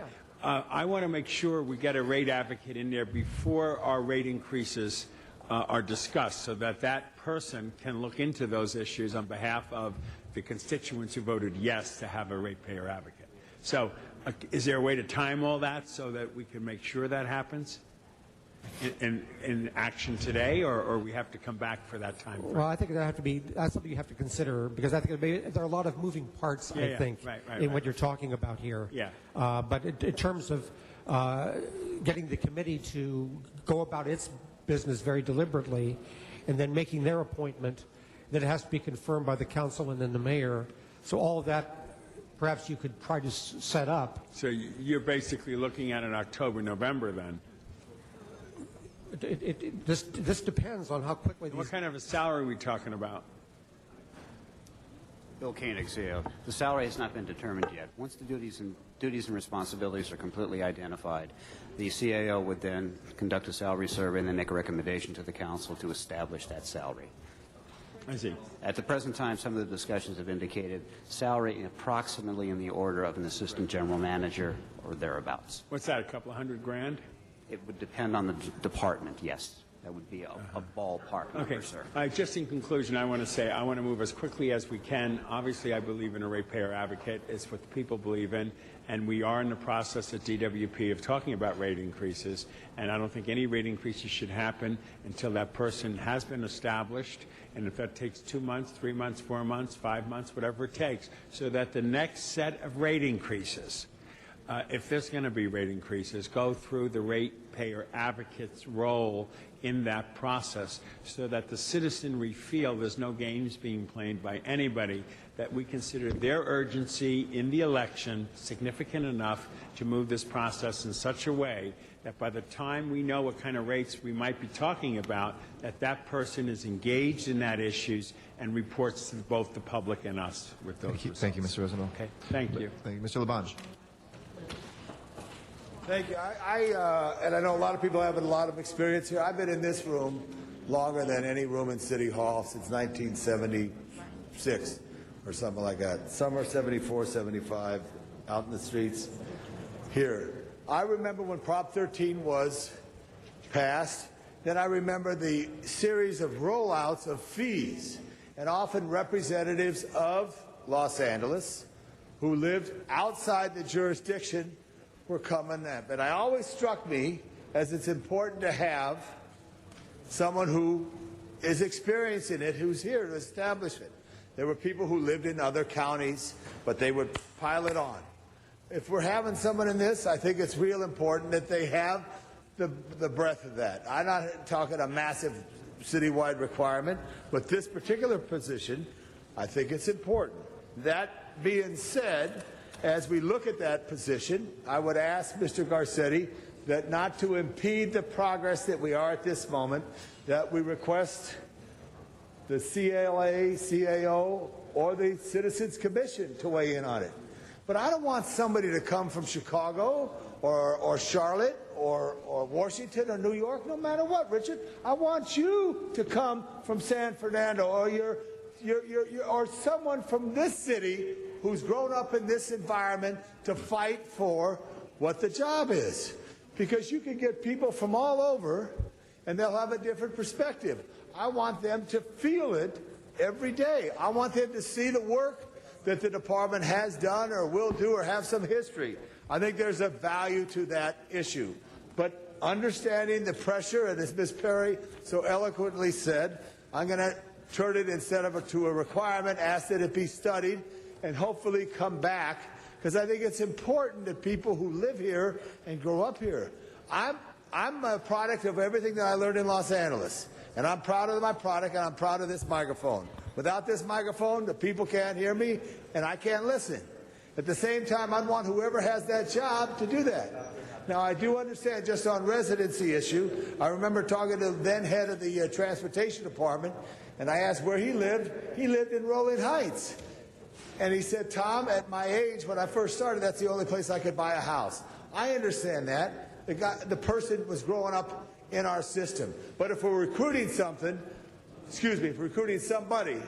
why not ask him to live in the city of Los Angeles? There's nothing wrong with the city of Los Angeles.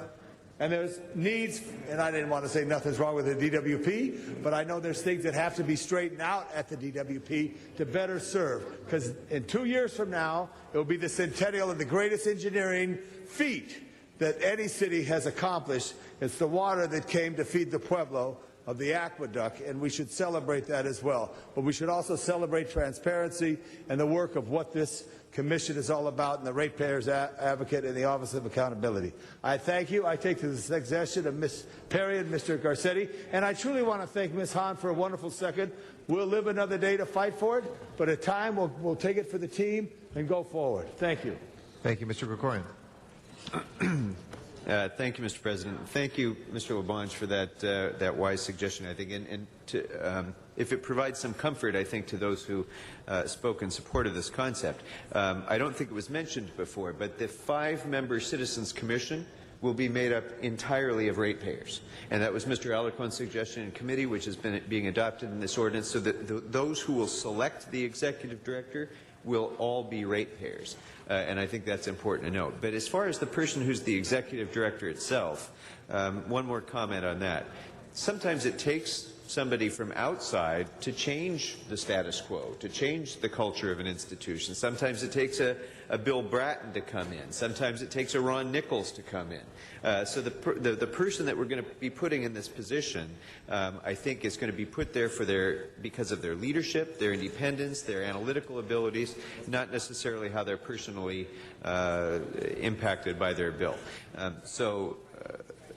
But that'll be for another day. Now, Mr. Merkin, I just wanted to, in the follow-up to Mr. Rosenthal's point about timing and the process rolling forward, we're going to have this window of time before the Citizens Commission will actually be appointed and seated.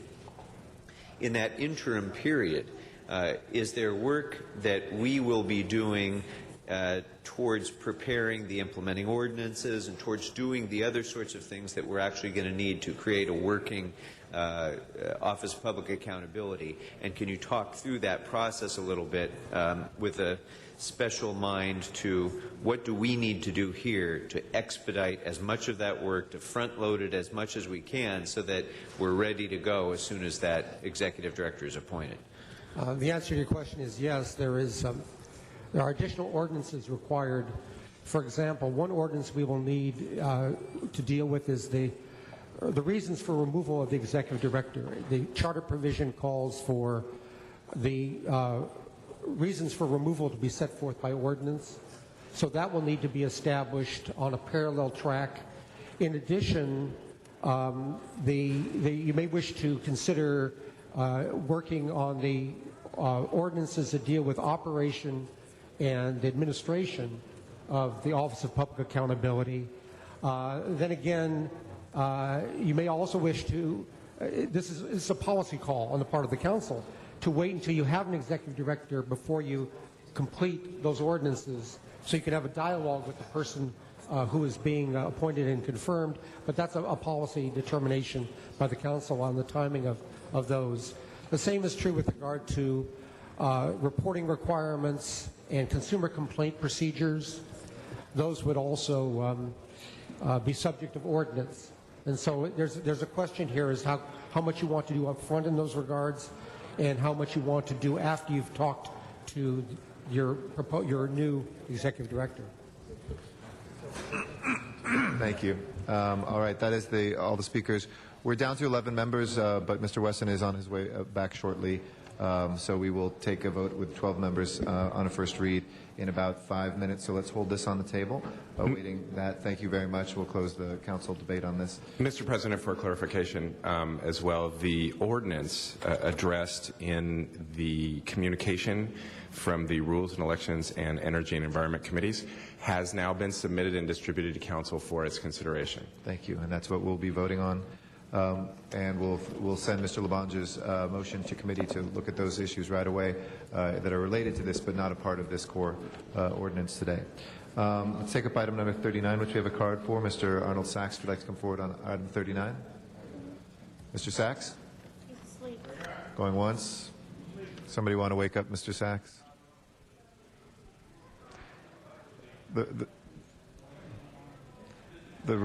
Mr. Sachs, you're up for item number 39. Would you like to speak on it? 39. Were you dreaming of better days? And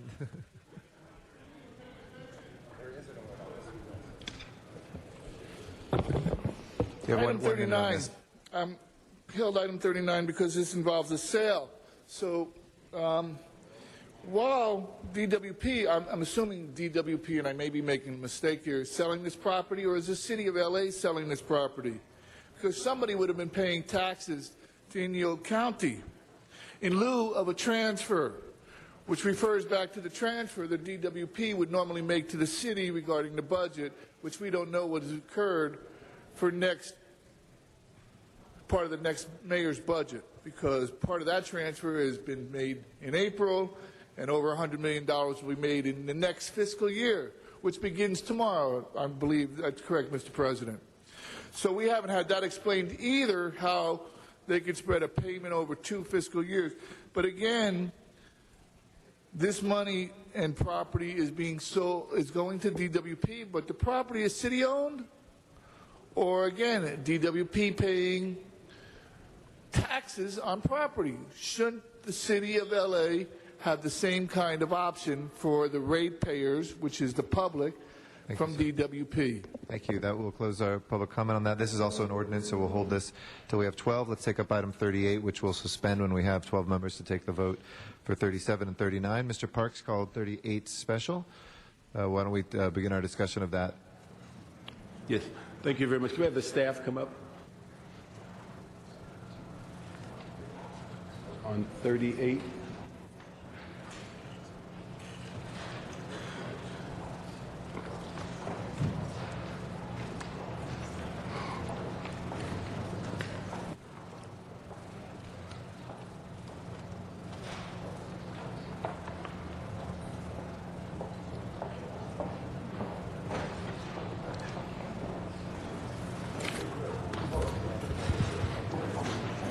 Good morning. Last time you were here, we talked about the transfer of these services, and there was a discussion about how to deal with, I think, 70 positions. And then I was not able to be at the committee meeting. Could you give us an explanation of what you've determined about the 70 positions and where we currently stand?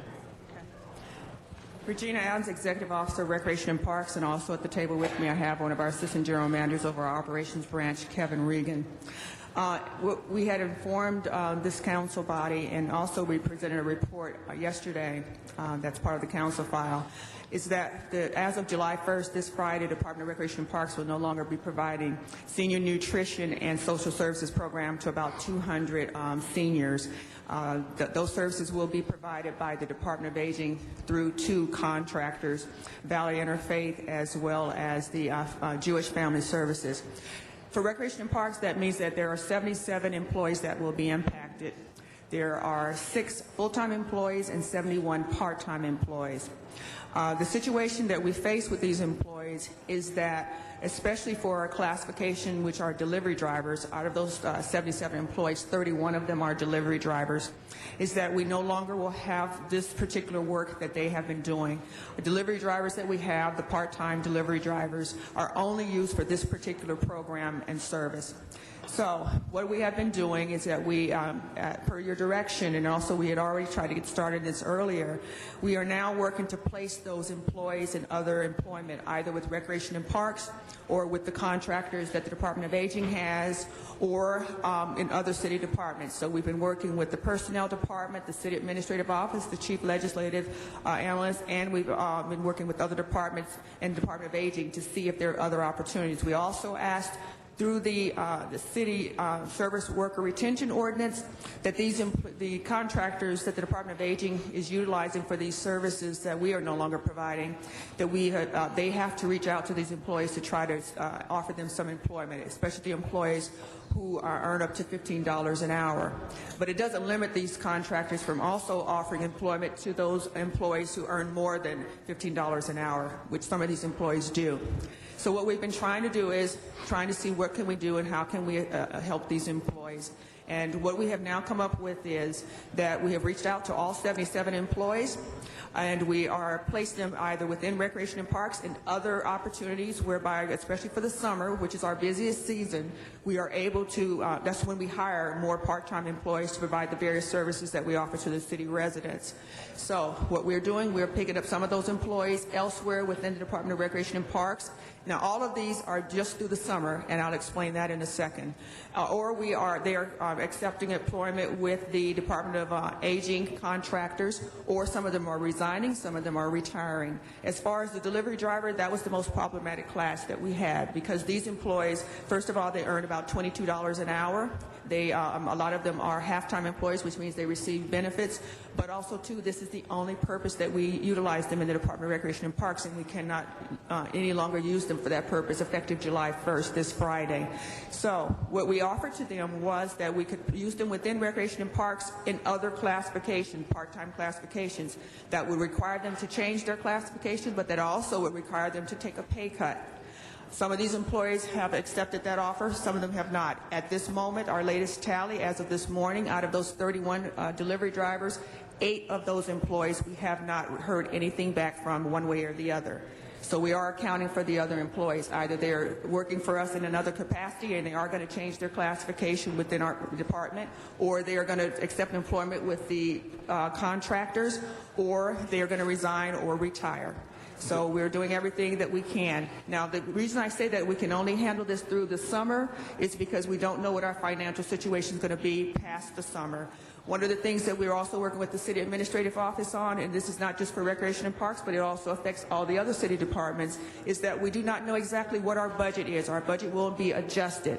The mayor's budget that was recently adopted by the council had in there a removed funding for furloughs, up to 36 furlough days for Recreation and Parks. That was a cut of $11.7 million that was cut from our salary account. The council and the CAO and the mayor currently are working out all the coalition agreements that have recently been approved. However, that is not a direct match with the $11.7 million that was cut from Recreation and Parks budget, or for the other departments, whatever dollar amount was cut from their budget. There will be an unfunded amount, an unfunded gap in the department's budgets. We do not yet know what that amount is. The CAO currently is trying to figure that out, and they will get back to all of us. The reason we're saying that we don't know what's going to happen past the summer is because we don't know how much our budget is going to be off. And so right now we would work with these employees and we will employ them through the summer, and then we'll have to see what happens. Also, what happens for Recreation and Parks is past the summer, we usually also at that time, we then go down in our employment, especially for part-timers. We ramp up and use more in the summer, and then post-summer, we then reduce the number of employees. One of the things we've also done in our department is, as of last July 1st, the Department of Recreation and Parks was directed to lay off some employees for various programs, in particular the licensed child care program. We did lay off or terminate about 70 employees. There were also additional employees that we retained, which was about 50 employees that we kept on our payroll. We readjusted our budget, we activated substitute authorities within through our board, and we retained over 50 employees. So those employees are still here with us. So in addition to those 50 employees, at this point in time, we're also trying to accommodate these 77 employees for this program that we are no longer going to be able to continue as of July 1st. Did you take a breath? I can talk real fast. Okay. All right. Let me just ask. Just give us a thumbnail on the. I know the 7. You've got other issues, but the 70. If I understood, you said that all of them, drivers and non-drivers, all but 8 have been accommodated. If I understood. We are tracking every one of these employees diligently so that we can be able to report as to the status for these employees. The biggest group that was more problematic were the 31 delivery drivers, and at this point, there are 8 of those that their status is unknown as to whether or not they're going to accept additional employment with us or with the contractor, or they're going to resign or retire and so forth. Okay. But the 40 non-drivers have all been accommodated. They're out of the 77, over 40 employees have been accounted for as far as we know exactly what's going to happen with them. And the others are either they're still, interviewing with the contractor or within Recreation and Parks and so forth. Okay. On the 8 that have not contacted, we've followed up to find out what their intentions are? We are trying to contact them. We're calling them. We're having the supervisors go out to them. We're doing everything. And also, too, the AFSCME has also said that they will work with us, too, so they can try to contact the employees to make sure they understand what their opportunities are. Okay. And so basically, you've tried to implement what was discussed at last council meeting? Yes. If I can ask you to conclude, Mr. Parks. Thank you. Mr. Koretz is next, and then Mr. Labange. Mr. Koretz. So obviously some people have been reduced from the list of those that we're still trying to find positions for. What's the total number of drivers and others that still haven't been accounted for? As of yesterday, there were about 42 that we definitely knew what the status was. But like I say, there are still things that are happening as of yesterday and today, and so and for tomorrow. So that number is constantly changing. So I would say probably right now, out of the 77 employees, there's probably I'd say maybe 20 or so that we're still trying to figure out what's going to happen. And I wouldn't say it's a new issue, but a new issue in terms of our discussion, because we didn't hear this objection and didn't discuss it in committee. There's a letter from AFSCME, and part of it references the MOU, and that the MOU states unequivocally that city employees will not be laid off as a result of contracting work, yet this is exactly what is now happening. I don't know if we should discuss this publicly or in closed session, but are we in violation of the MOU? We are not in violation of the MOU. The coalition agreement, as the city attorney has advised us, applies to full-time employees. So this is not a violation. And also for our part-time employees, they are as needed at-will employees. So we do not believe that we're in any violation of any MOUs or agreements. And as we've stated, the council, the city's service worker retention ordinance applies to that the contractors through Department of Aging do have to seek these employees out to try to offer them employment, and that is in process. Are we violating the spirit of the MOU? Do if not not believe the we letter are. of Do not believe we are, no. Okay. I thought that should be addressed since I just spotted this letter. So we are continuing to retain these employees pending our efforts to solidify their next path, whether it be with the contractor, with the city in another position, et cetera.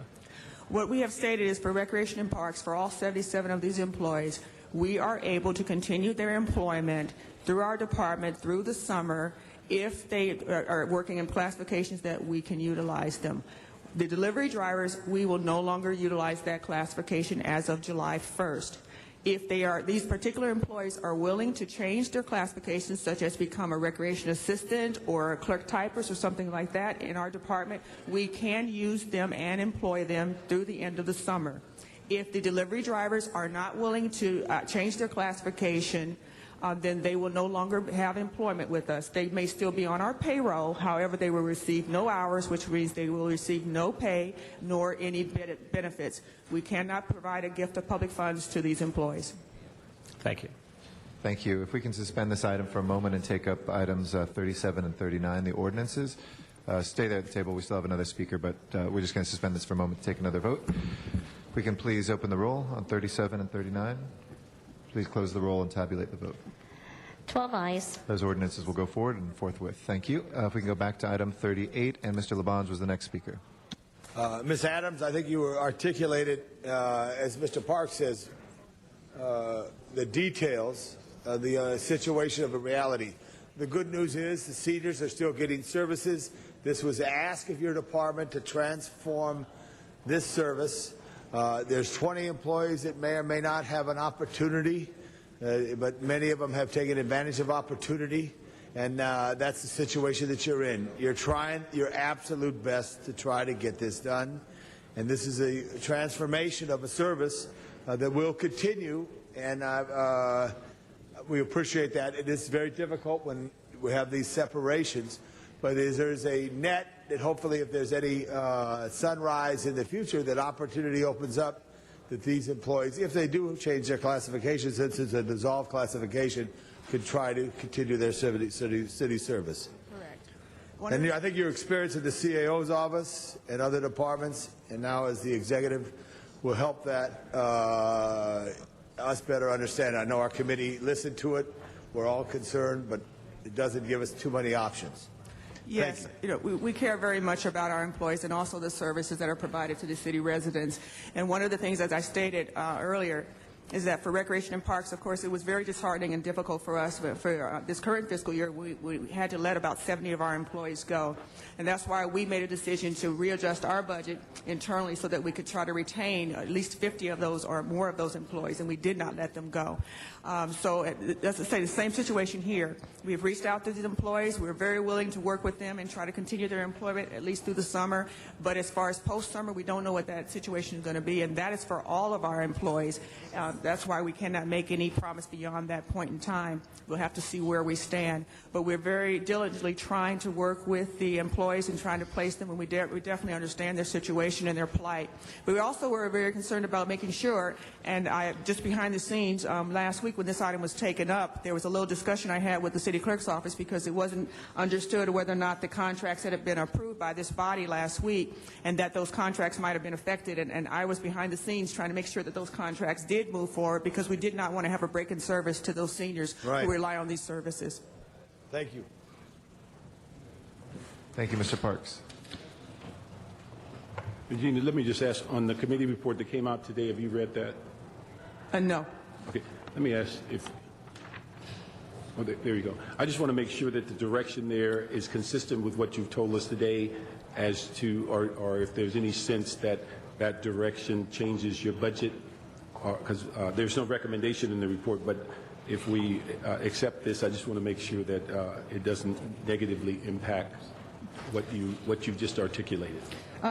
We cannot comply with everything that's in this directive because, as I've stated, all of these 77 employees can remain on the payroll for Department of Recreation and Parks as of July 1st. However, especially for the delivery drivers, we will not be able to offer any hours, any employment to those who want to remain as delivery drivers. They could still be on the payroll, which means technically they would still be city employees. However, they will receive no salary and they will receive no benefits. If the employees want to change the classification and accept employment with us in another part-time classification, such as a clerk typist or recreation assistant and so forth, then we can offer them work hours in other programs within Recreation and Parks. Okay. Would the direction cover non-drivers? Would that be accurate? Non-drivers, the other classifications, we can handle those through the end of summer. So this direction is not inconsistent with your actions on non-drivers? It will not apply to those. Yes, it will work for the non-drivers, but also too for us. Anything that we do is also under purview of our Recreation and Parks Board, and we would have to take this back to them as well.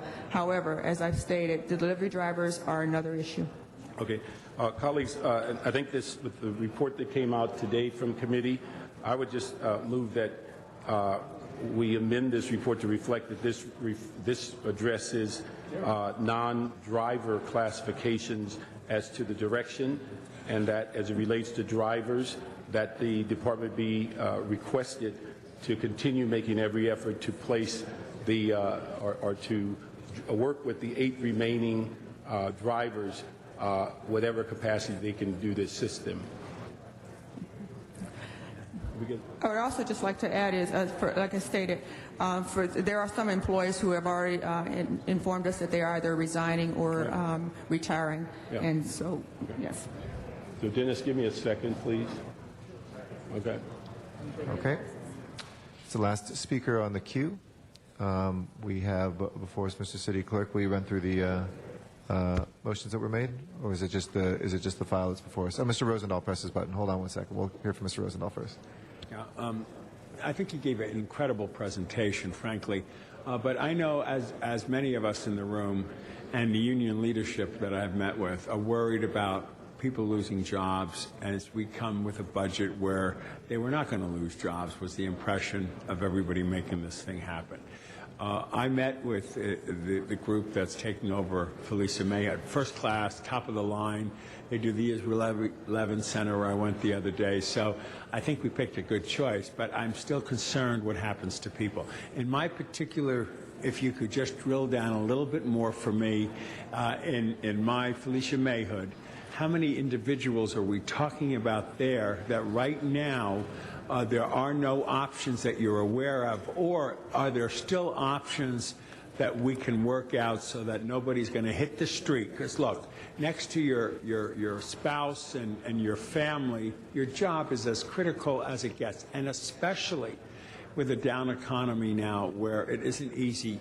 And these aren't people that you know, can automatically find another job in this kind of a market. So I just got to know exactly what we're talking about, and if there are any opportunities left within the entire bureaucracy of our great city where they can continue to be part of it. So I like to get down into those weeds if I could. Okay, the staff is looking up the number right now. But one of the things I'd like to say is, you know, we will also work with the personnel department to see if there were other opportunities within other city departments, especially for our delivery drivers, which was part of our report, is that the other city departments that utilize delivery drivers, first of all, they utilize them as full-time employees, and Recreation and Park uses them as part-time employees. Yeah. But also, too, there were no other opportunities. There may be one at this point, which may be in sanitation department, but the other departments also have had their budgets reduced, and they've cut back on the delivery drivers as well. The other but have we looked at something like the airport or the harbor? Yes, we have. Or DWP, those 3 proprietary? Yes, we have. That's to say, we have been looking. That's to say, personnel department has looked within all of these departments to see if there are other opportunities. The delivery drivers were the most problematic classification. For the other classifications, Recreation and Parks can retain these employees through the summer months. We can utilize them in other programs. One of the things that we are facing, though, is that the range of these 77 employees, the age of these employees is age 23 through 90. One of our delivery drivers was 87 years old. And so, and also these employees, they're very ingrained in the services that they were providing. One of the employees informed us, I provide social work. That is what I do, and I don't want to do anything else. So, you know, we also have to have the employees work with us. We have other employment opportunities within Recreation and Parks, but if they're not willing to do that, then there's nothing we can do to assist them beyond that point. Mm-hmm. I understand. So what are the numbers at this particular The staff are trying to tally it up time? right now. The 29th. But you're basically saying tomorrow's the 30th, right? Yes. So then the next day they're gone no matter what. For those employees who have not gotten back to us and stated that they are willing and have accepted other employment, either with us, in our operations, other operations, or with the contractors through DOA, as of this Friday, July 1st, they will no longer receive any work hours.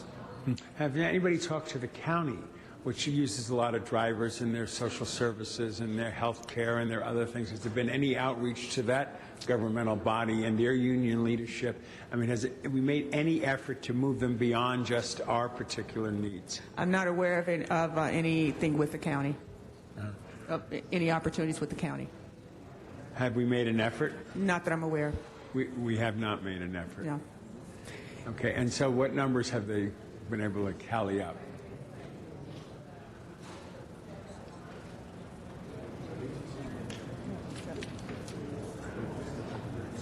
No, is this also Felicia Mayhood?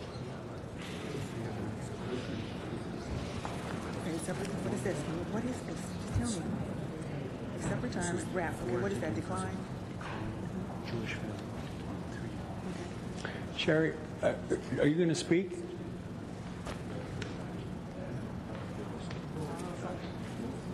Okay, I'm sorry I don't have a total here, but I'll tell you for the employees who are associated with Felicia Mayhood Multipurpose Center, 3 of the employees are retiring, 4 of them have accepted positions elsewhere within Recreation and Parks, 1 has declined, 3 have accepted employment with one of the Department of Aging contractors, 8 we left messages for and we have not heard anything back, and 3 of them are not interested. I see. Well, I appreciate you drilling down like that, and I look forward to hearing from some of the union leadership in their public comments as well. Thank you, Mr. President. Thank you, Mr. Zine. Thank you, Mr. President. Has Cheryl Parisi spoken yet on this matter? If I was in personnel this morning when we discussed this at length, and I spoke to Ms. Parisi after to see if we could come up with some plan for these workers. I would ask, did you fill out a card, Cheryl Parisi? Have you filled out a card? Mr. President, we're going to call upon Cheryl Parisi, the union rep. All right, I'd like to call up on my time, Ms. Parisi, if you could give some comments regarding this. You were in committee this morning. We discussed it. It's now down on the council floor, and our conversation when we came down here to try and come up with some solution to this. I mean, clearly what we've heard is that the process began very late, and while it is ongoing, there are workers who are going to fall through the cracks. There are workers, as of tomorrow, will be left without a paycheck and cut off from their benefits. And so we're asking for is some time. We're asking for some time to keep these workers on the city payroll. There is much work in the Department of Recreation and Parks through the summer, and allow the placement process to take place. We've already made an appointment with the department. We'll be meeting early next week, drilling down on each and every placement. But we think it's a small request to support the committee report. There was a full hearing today in committee. We think that the committee report is solid, and essentially what the committee report asks is the workers be kept on and that we continue in this process. And I commit to you that we will not be dilatory. We're going to work very diligently to make certain that these workers are placed. Many of these workers, these are long-term, regular half-time employees who work for the Department of Recreation and Parks in these programs, some of them 10, 15, 20 years. We owe them that. We owe them the opportunity to work with them, to find appropriate placements within the department. And so we would support the committee report, and that we will work diligently with the department to secure placements for these workers. Thank you. And with that, is there something we can do between now and a reasonable amount of time to accommodate these part-time First of all, I'd like to employees? say that the department disagrees with Ms. Parisi's statements. Let me just back up. Last year, when we were preparing for this the budget that is coming to an end this fiscal year, when Recreation and Parks knew that we were going to have employees affected through, especially in our licensed child care program, we held large meetings, 2 large meetings with those employees to let them know that this was potentially coming and that they were going to be impacted. And we even had representatives there from the personnel department and as well as from the unemployment office to assist these employees as what their options were. And when we did that, the Department of Recreation and Parks had unfairs filed against us by the unions. So this time we tried to be even more careful and more diligent. And even though that unfair was then it was dismissed, but it still nonetheless was filed against the department. This time, we tried to be very careful. We tried to let the employees know that this was also something that was approved as of when the mayor and council did the budget. It was in the mayor's adopted budget. It was approved by this body when you took up the budget deliberations. And so we tried to let the employees know that this was potentially something that was going to come and that could affect them. We did not send anything officially in writing because we didn't want to have another unfair filed against us, and we also too knew that this body and the mayor had not yet officially approved the contracts that the Department of Aging was proposing through their RFP process. So we did try to reach out to the employees, although albeit we did not do it formally in writing. We did try to let them know, and we told them about you need to seek out other opportunities within Recreation and Parks so that we can try to employ you in other capacities. So I do take disagreement with Ms. Parisi's statements, and also too when we did have a meeting with her and her staff, they made it very clear that we were not going to impact these employees and that we better not do anything that would harm them per the coalition agreement. And we also made it very clear at that point in time that we were not in violation of the coalition agreement or any MOU. So we have been trying to let these employees know what was coming. We tried to be very diligent in trying to assist them to take employment elsewhere within the department. And if they did not do that, we have nothing else we could do beyond that point. So what we have then is a situation where... Did you press your button again? Press my button? Yeah. Since there's nobody on the queue, you're the next speaker, Mr. Zahn. Thank you. So what we have is a situation where these employees are going to lose their pay and benefits on the 1st of July, and the positions of the drivers are being eliminated because of a new organization's taking over, and I understand they don't need any additional drivers. So we're stuck with the situation where we got dedicated employees and trying to put a place where they can have their employment, and if not, they'll be on the street. So we're trying to come up with some plan, as we tried in the Personnel Committee with Mr. Koretz this morning, and we're stuck with the same dilemma as we brought to the council floor. You don't have the funding, you don't have the position, so what do we do with the bodies? As I stated, the options are this. One, the employees, out of the 77 employees, whether delivery drivers or in any other of the classifications, they can't accept employment within Recreation and Parks to do other things. However, they can't. They can, and we will continue to pay them through the end of the summer, but they will be in another classification. If they're currently a recreation assistant, as some of these are, we can utilize them elsewhere within the Department of Recreation and Parks. They will continue to be a recreation assistant So we and can receive give their them pay. we can give them positions, but their salary may differ from the current salary. Yes, especially for the delivery drivers, because for a delivery driver who earns approximately $22 an hour right now, if they were to change over to become like a recreation assistant or something like that, they would have a pay cut. Their salary would change to about $16 or $17 an hour. However, they still could be employed with the Department of Recreation and Parks. If they're currently a half-time employee who receives benefits, they will continue to be a half-time employee who receives benefits. They would be in a different classification. Okay, thank you. Thank you, Mr. President. Thank you, Mr. Alarcon. Under the city's layoff rules, is the layoff tied to a position? First of all, for part-time employees, they are not laid off. They are not tied to layoffs. They can be terminated. And these employees, as part-time employees, are at-will, as-needed employees. Now, there are 6 full-time employees involved in this group who could be potentially laid off. However, we definitely have offered other employment and have reassigned them within the department. I appreciate all that, but my question remains. Under the city's rules, do layoffs apply to a position, or do they apply to so you can take a senior administrative assistant and transfer them to a clerk type position, and that's not considered a layoff? For full-time employees, yes, the layoffs apply to a position. Okay, so these are part-time employees who are for Recreation Parks. There are no positions. Council members, I think the issue is what does the council consider to be a layoff, and what was the message we sent when we said that we will not lay off as a result of contracting work? It's really a policy question. I believe that the message was clear. We didn't want to contract employees at the expense of current employees. Now, I didn't know that there was a difference between a part-time employee and a full-time employee. So I don't think this is the right message to send. I think that what we wanted to send when we gave that policy consideration, we wanted to send a message that we're going to protect the families of our workers, to ensure that they are not supplanted by some contracted employee. I don't think we made a distinction in our own minds about whether they were part-time or full-time. I believe that it would be wrong for us to send that message today, and I believe we should protect these employees and their families to the extent possible. So I appreciate Rec and Parks providing them with employment through summer, but I think we owe these people a little bit more than that, and would urge that we not authorize what in essence in any other definition would be a layoff.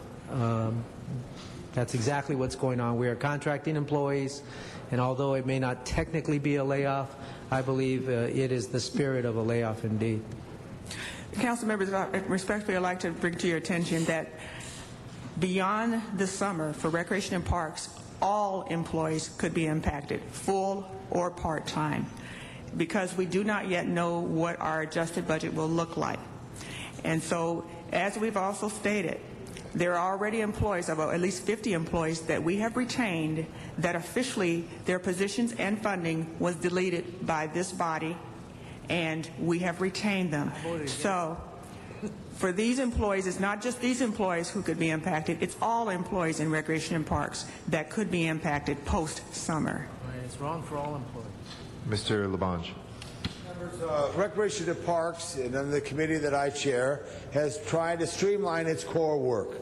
Over the course of time, they withdrew from providing this service as they had to make community partners. Community partners, the issues of child care. Community partners, the issues of the senior program. So then the aging department had to step up. The aging department had to step up and go out to RFP and get community partners to continue the service. Yes, Mr. Alarcon, it's tough to have anyone lose their job. Most important, serving the seniors who were there. There was a gap.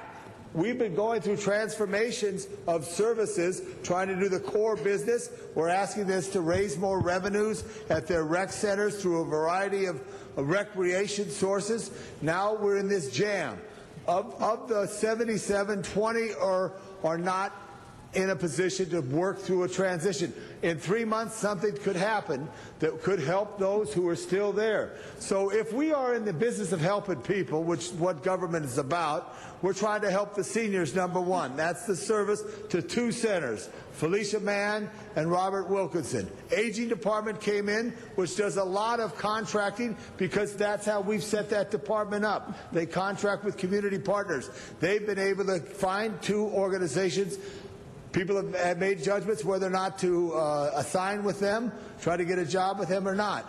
But the reality is, to serve the people, that's what this has happened. This has not just happened just recently. This has been going on in months, and Department Management of Recreational Parks has tried to recraft. So it's tough. We're down to it. But unless we move forward, they don't have the money to pay for the people. So they've got to come back and say, we're going to close more centers. They're already worried about their ability to continue their total flight because we haven't given them enough fuel to pay for everything in all recreation areas. It's difficult. It's tough for those who are affected.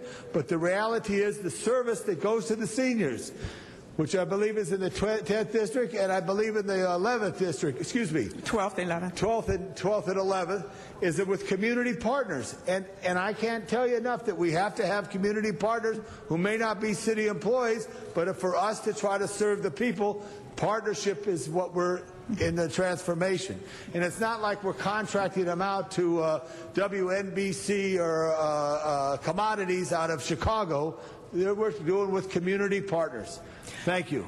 And respectfully, council members, for the Department of Recreation and Parks, over the last 4 years, our department has been tasked to pay more and more of the indirect costs that the city's general fund used to pay on our behalf. Over the last 4 years, Recreation and Parks will have paid $100 million from our budget for things that the city's general fund used to pay on our behalf. For July 1st, we are now going to be tasked with, out of our budget, paying $44 million toward our indirects. Those millions of dollars were services that we no longer now offer offer to the city residents. So we're trying to be very prudent with the tax dollars that we receive from the property tax assessments as well as the revenue that we bring in on our own. The reason we are saying that, and Mr. Muckery and myself have been before this body many times to make sure that everyone is aware of what has been happening to the Department of Recreation and Parks. We've been very diligently trying to balance the reductions that have been imposed upon our department, as well as to continue to provide the services that the city residents want and need. There will be impacts. There are impacts. We are at that point in time. As I have mentioned, all of the employees of the Department of Recreation and Parks, and also for the city, the largest cost for the city is the labor cost. When there are reductions made there, that is the only place that you can look. We have already cut down many of the services that we used to provide to this department, to the city residents, and we have done everything in our power to try to make sure that we are diligent and to try to focus on what is core. One of the things, even though, yes, this is a very important service to the seniors, that is not core to the Department of Recreation and Parks. That is something that should be under the Department of Aging or elsewhere in the city. So we have cut back on many of the things that we currently do and have been doing. We have been very diligent and prudent with the city tax dollars that we receive and trying to continue to balance the services that the city residents want and need. Mr. Reyes. First, I know it must be very tiring.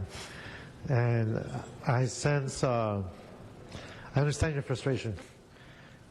There's a lot being asked of the department and the spokesperson in the horseshoe, and it sounds like the same question over and over again. But I'm still trying to understand, and just when we mentioned a no layoff budget, were the assumptions made that we would have certain revenues in place, that we would have a no layoff budget? I mean, that term keeps coming up. So I just want to understand, how did we even use that phrase knowing we were going to lay off? I'm just trying to understand how that transition occurred. So if I'm hearing you correctly, there was revenue that was assumed we were going to have that didn't come into play, or we didn't get grants, or we didn't get funding. I just want to understand that pivotal place, because it was used in the past. We were going through a budget discussion, and that phrase comes up, and now this is happening. So that's what's throwing me off. And I'm not questioning just how hard you're working. I know you are. And I go to the parks, I see how strained the staff is, and I see the conditions that we have to tolerate because we don't have what we used to. But I just want to understand, how did that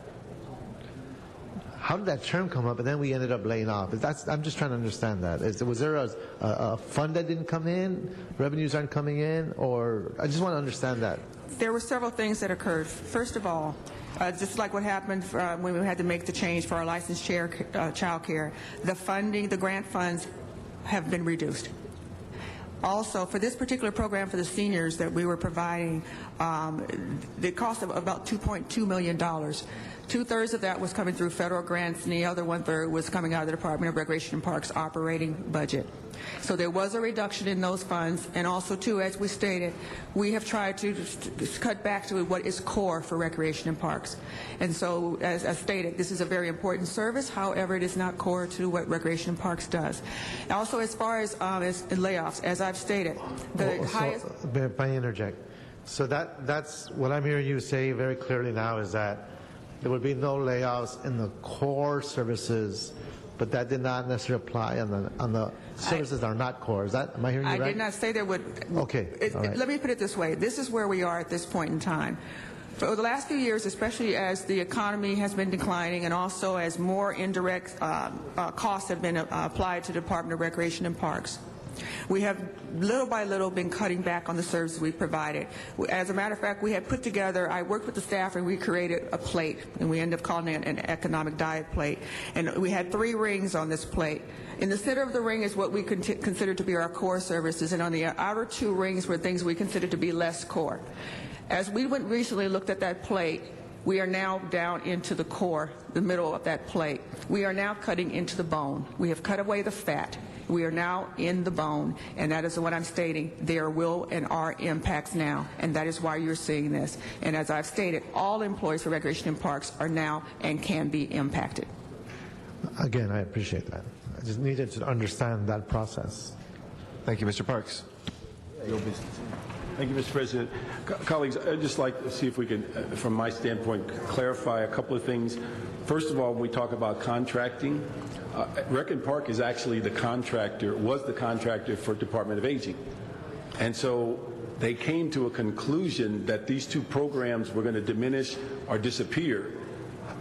Aging came to the forefront and brought in two nonprofit partners that saved the program. And then Reckin Park was given the task to figure out what to do with the 70 employees. They have found something for them, all those that did not retire or leave, some job for all except 8. And the 8 has never called them back. And so when we look at all the things that are going on, also we've approved this twice. It came through as a budget. We then just recently approved the RFPs for the nonprofits, that they are now operational. And as Regina says, we certainly wouldn't like to see them have a gap in service. And so the public, and if our goal is to serve seniors, it appears as though this is what we've done for the best of all. If we are talking about leaving employees on the payroll with no job, then we have to make a decision as to, are we going to pay employees that have no job versus money that goes to programs. And I certainly wouldn't want to get into the situation as they articulated in the auto industry, where they had people whose jobs were laid off and they kept coming to work for 95% of their salary with no job. And I would hope we put our money into programs. The other issue I think is important is that as we move forward on this particular program, is that we have to pay attention, I think, to what was the real issue. In the service to the seniors, only 8 people who have not called us back are impacted, and we have approved it twice. And then the final analysis, Reckin Park's board has some independence from the council. And with that, they're going to make decisions that keeps them solvent. And so I think it's important to understand that, and we've debated this, I think, at least 3 times, and I would hope we could move forward on the motion that added amended to this committee report, that we reflect that the direction is reflecting on non-driver jobs, but also give the department some requests that they continue to look to see how they can help the remaining 8 if they choose to be helped. And I think we've pretty well resolved most everything. If you can go from 70 to 8, and the 8 are non-cooperative, I don't know if we can ask Reckin Park to continue to do. Yes, and as I stated, for those 8, if they do not get back to us by tomorrow, on July 1st, they will still be on Recreation and Parks payroll. However, they will receive no work hours, as we will no longer be able to employ them in that capacity as a delivery driver, which means they will receive no salary and no benefits. Thank you. We have before us, colleagues, Mr. Parks' motion first. I believe that was seconded by Mr. Zine. That motion... Oh, sorry, Mr. Koretz is on the queue. I just had some confusion from our earlier meeting. I was not under the impression that there's only 8 people for whom their job situation has not been resolved. So has something happened since our committee? No, what I stated was that we have been in touch with the other employees, and we have offered them other opportunities. And some of them at this point have either they have not decided, or they are saying they're not interested, or whatever. What we're saying is that there are 8 people who happen to be delivery drivers who have not gotten back to us in any way, shape, or form. So how much effort have we made to reach them? We've tried to have the supervisors go out to them. We've sent letters to them. We've left phone messages for them at their homes as well as at their work locations. Okay, thank you. Okay, Mr. Clerk, the substance of Mr. Parks' motion, it amends the committee report, and in doing so, to continue the instructions, but to exclude that classification. Delivery driver classification. Delivery driver classification. Okay. It also had an additional request or instruction to the department to continue to work with those personnel and to report back. Okay, Mr. Zine. Just for clarification, this will not preclude those drivers that are in that category from assuming another position. between now and the 1st of July? No, it will not. We can And if we offer can them make employment in another classification within Recreation and Parks. If we can make another attempt between now and tomorrow to reach out to those folks, to let them know. We're doing everything we can. We are still trying to get in touch with those employees. And if maybe you could work with Cheryl Parisi and the union to make sure that we give them some opportunity. Very willing to do that. Okay, thank you. Thank you. Mr. Rosendahl. And that willing to do it, what I'm curious about, in your reconciliation, is there not $500,000 waiting or $1 million? How much money do you have in your reconciliation? Cheryl Parisi in the Personnel Committee this morning stated that per her calculations that she thought there might be about $500,000 that Recreation and Parks would have available. And we don't know, first of all, how she came up with those calculations. But as I stated, for these 77 employees, the total program costs $2.2 million. And so I don't know where she got that from. Again, we believe that there is a much bigger unfunded amount for Recreation and Parks in our budget that needs to be adjusted, and we have not yet received the information through the CAO what that amount is. So we do not. I don't know where the $500,000 came from. Okay. Then, if we were to make an effort over the next, let's just say arbitrarily, the next month, rather than making July 1 the cutoff, how much money would that cost us to do that? It's this moment, as I stated, for Recreation and Parks, we ramp up our hiring of part-timers in the summer. It's not even a matter at this moment for us through the summer of the funding. Right. The situation is that for delivery drivers, we cannot offer them any employment. Yes, we can change their classification and have them work for us, and we can pay for them to work for us in another part-time classification through the summer. Can they do that, all of these? Yes, that's what we've been offering and them. some are saying no, no, no? Some haven't gotten back to us in any way, shape, or form. And others have, and some of the other delivery drivers have accepted some of the other classifications. Okay, thanks. Thank you. All right, we have that still before us. Is there any objection to the amendment? If so, we'll take a vote.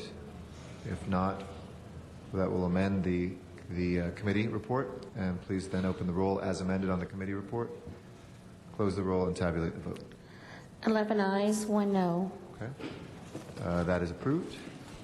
We will send that, like all things, forthwith. If we can adjourn the special meeting and return to the regular meeting. In the regular meeting, I'd like to recognize Ms. Perry for reconsideration of item 3. Thank you very much, Mr. President. Motion to reconsider item 3, and then I'd like to continue it. Okay. If there's no objection, let's go ahead and open the roll on reconsideration, close the roll, and tabulate the vote. 12 ayes. And we'll continue that, I'm sorry, till next week? Till Friday. Till Friday. Okay. Yeah, Till the thanks. 1st of July without objection on item number 3. We do have, I think, 2 special items. If we can run through the first one, Mr. City Clerk. Mr. President, before us is a special one. I believe the city attorney will, I believe the maker of the motion will speak to the findings. Okay. This is Mr. Labange's motion? Yes. That is correct, sir. Mr. Labange, we have a special number 1. Yeah, on special number 1, I worked with sanitation and ITA, and it suggested that this report is coming into council through the CLA on Friday. Is that correct, Madam CLA?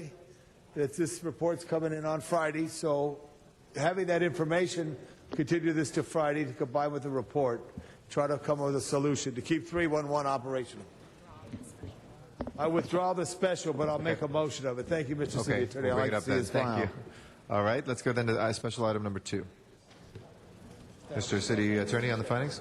Yes, Mr. President. Thank you. Since the posting of today's agenda, state legislation has been adopted eliminating redevelopment agencies unless further action is taken.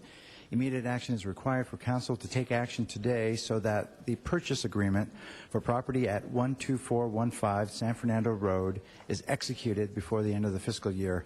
Council must first make findings pursuant to Government Code Section 54954.2 before considering the substantive motion. All right, let's go ahead and open the roll. Okay, let's take Mr. Recorrian off the board. Please open the roll.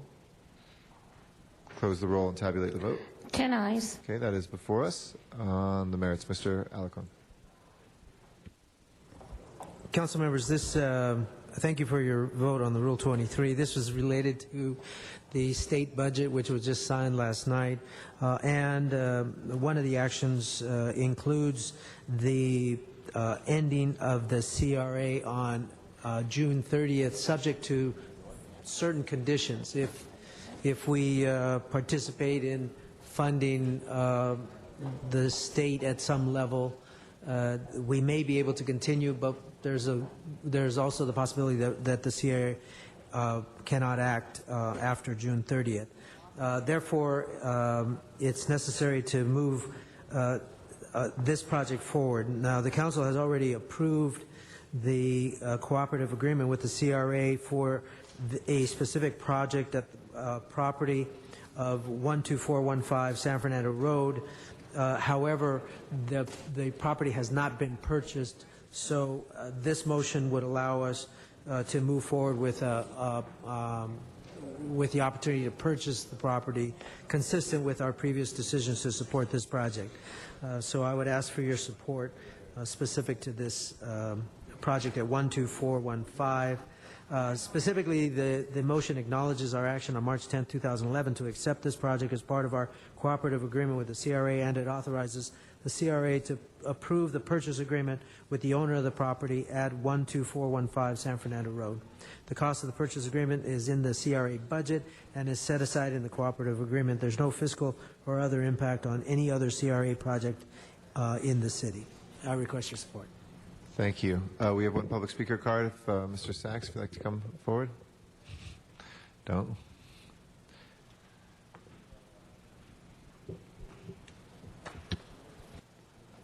Yes, thank you. Good afternoon, Arnold Sachs. Since the state budget has been approved and it's eliminating the CRAs throughout the state, what does that affect on the actual agency in and of itself? Will there be a need for the CRA since the city is taking over the properties? And we have no mention of the enterprise zones, because I believe that was also part of the governor's budget, was to eliminate them in addition to the CRA. So, although the CRA property has been mentioned, what is the status of enterprise zones in referring to the budget? And should that be considered also? Thank you. And one other thing very quickly. Since you just had a discussion of 30 minutes on 6 positions, it would be very beneficial to the constituents to know exactly the in and outs on the CRA and how its operations will continue in the city, because so much is involved in it, and the need for the housing, the affordable housing that is supposed to be the mandate of CRA. Where will that be left when all this rubble is excavated? Thank you. Mr. Alarcon? To respond to Mr. Sachs's inquiry, it actually is a good question.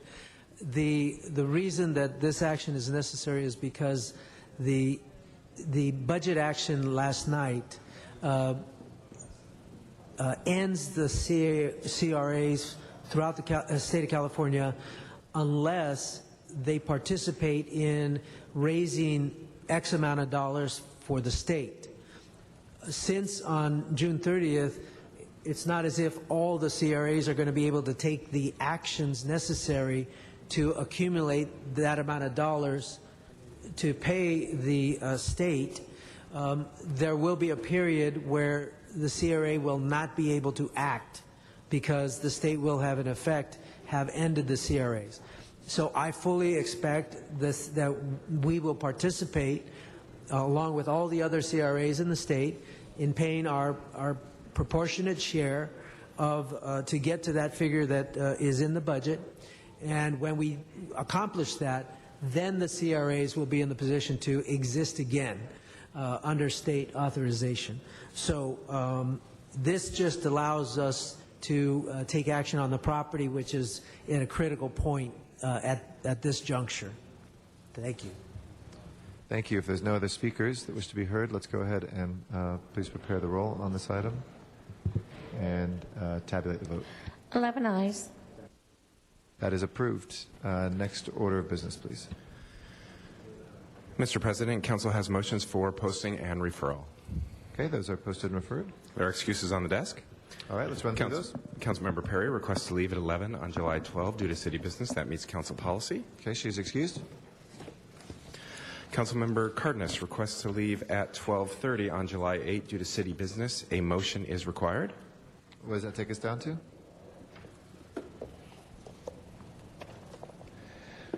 That would put us at 3 council members excused for the entire day, and Councilmember Cardenas's request or excuse to leave at 12:30. Okay, that's fine. Let's move that. Mr. Zine seconds. Other adjourning motion? Other excuses? Yes, Council President Garcetti requests to be excused on September 27 and to leave at 12:45 on July 27 due to city business. That meets council policy. Okay, he's excused. I'm excused. The desk is clear. All right. Thank you. Do we have any announcements, colleagues? Mr. Zine? Friday is the 1st of July. We did not have the council meeting in the Valley the Friday in June. So it's scheduled. So I just wanted to have a clarification for everyone. I believe we're in August. We had to flip 1 month because of the LGBT presentation that was done for the Heritage Month. So we doubled up but differently, but I think we're due to go back and track on August. So are we going there this Friday? No.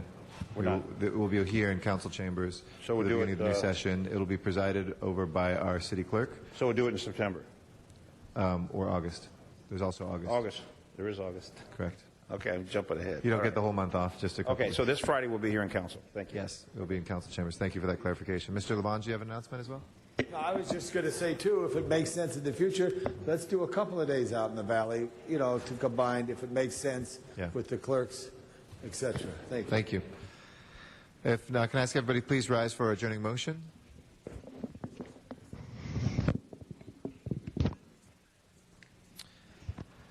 If I can ask everybody in council chambers to please rise. Thank you.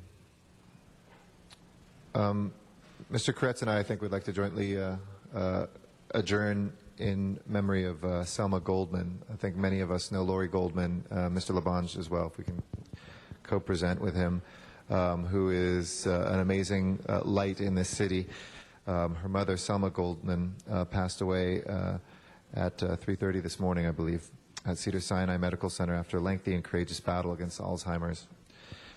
Selma was born in Brooklyn, New York, in World War II, was an Army surgical nurse in Alameda, California, and a nurse at Culver City Hospital, now Brotman Medical Center, until 1952.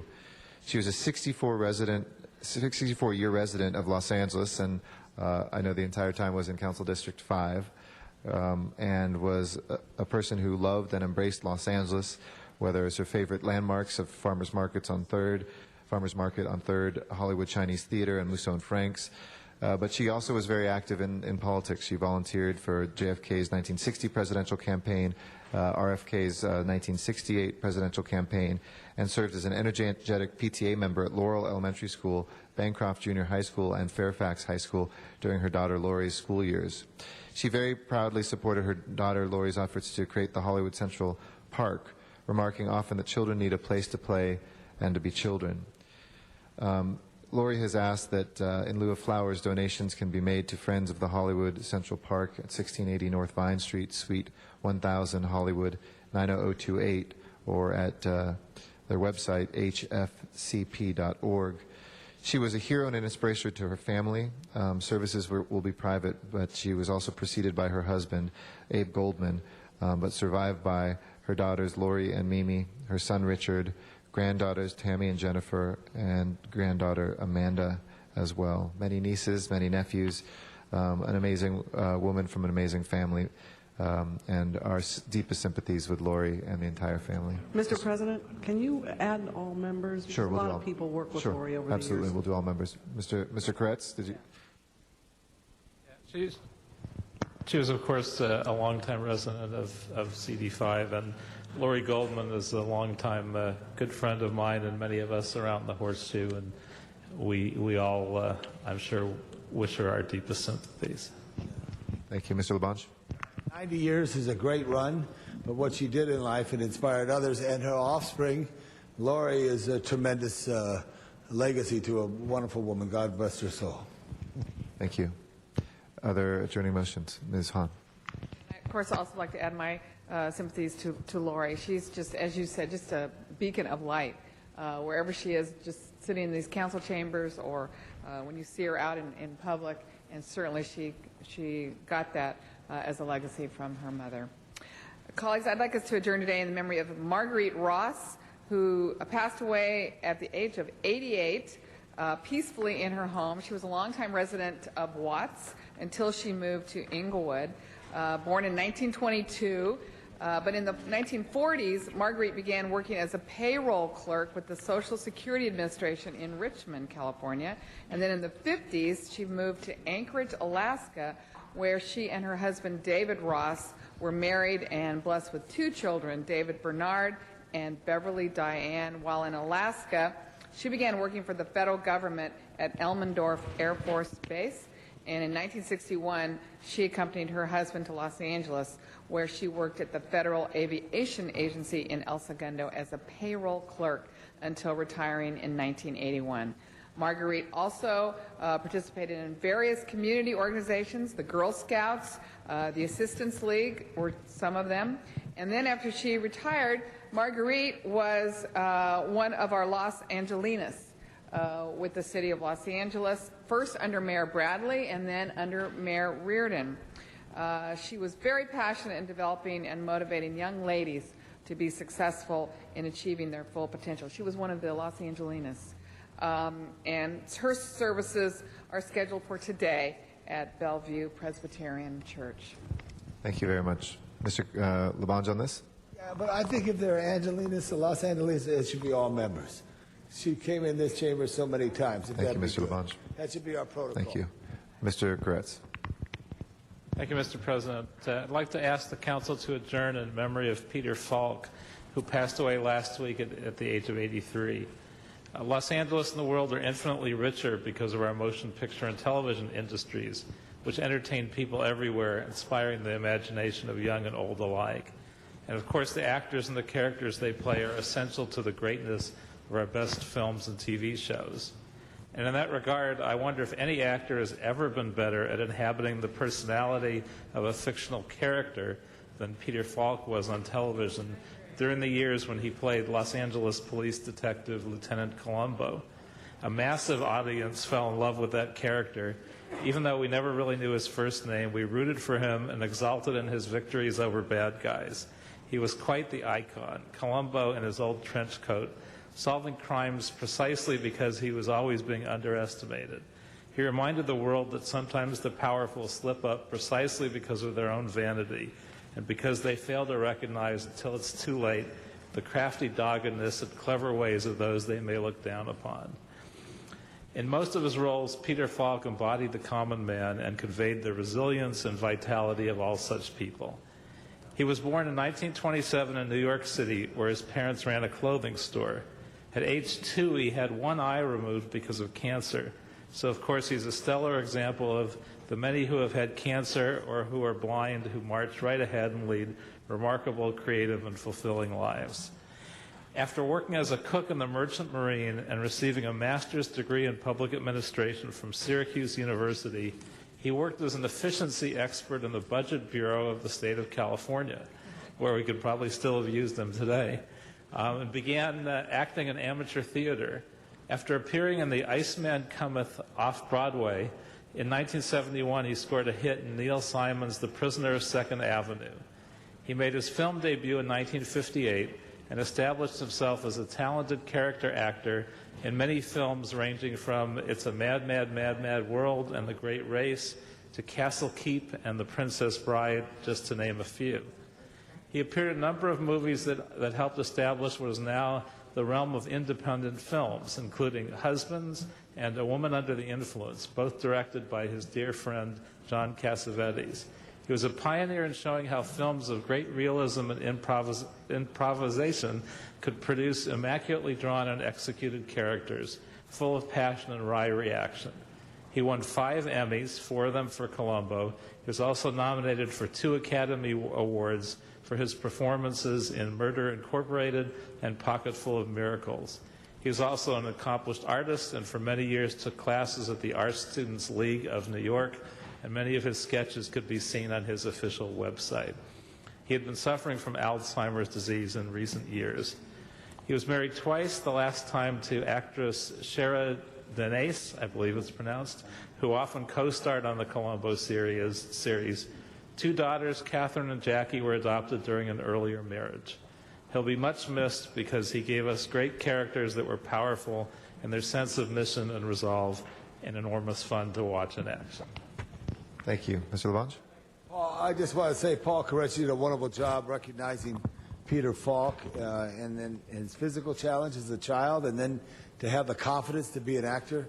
And when you recited that, you know, he did represent LAPD in Columbo. That was the agency that he worked for. You know, we talk about rock and roll heaven. Well, I'm sure there's an LAPD TV heaven. And I can't wait to see Jack Webb to welcome Peter Falk in heaven with those 2 guys talking in the style that they did.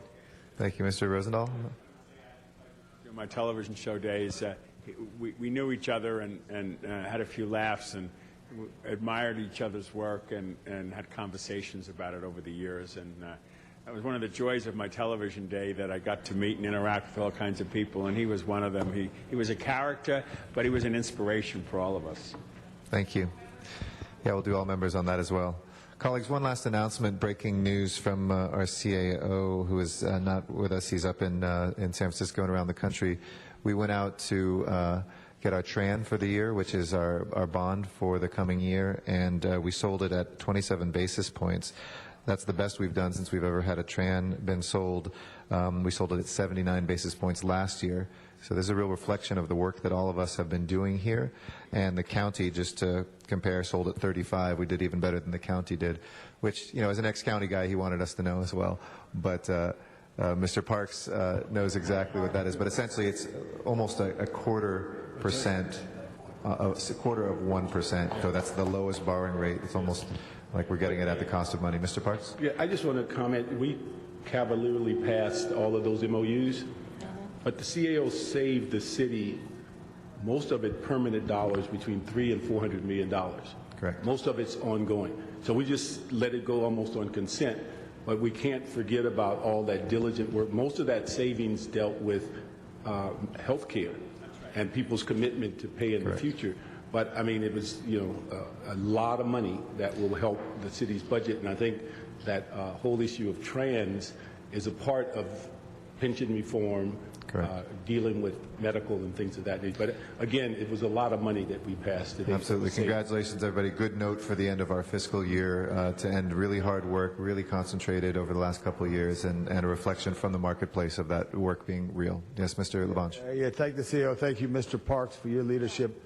Just for those on the audience out there, it's tax revenue anticipated note, trans, so everybody would know that, so they know what that means. Could be all sorts of things. I want to thank Janice Hahn, because I absolutely, again, I'm confessing, did not know that acronym. Thank you. Till Ms. Hahn It's the loan that allows the city to work at the beginning of the year that we pay back. Thank you very much. This is the last meeting of this session. Thank you for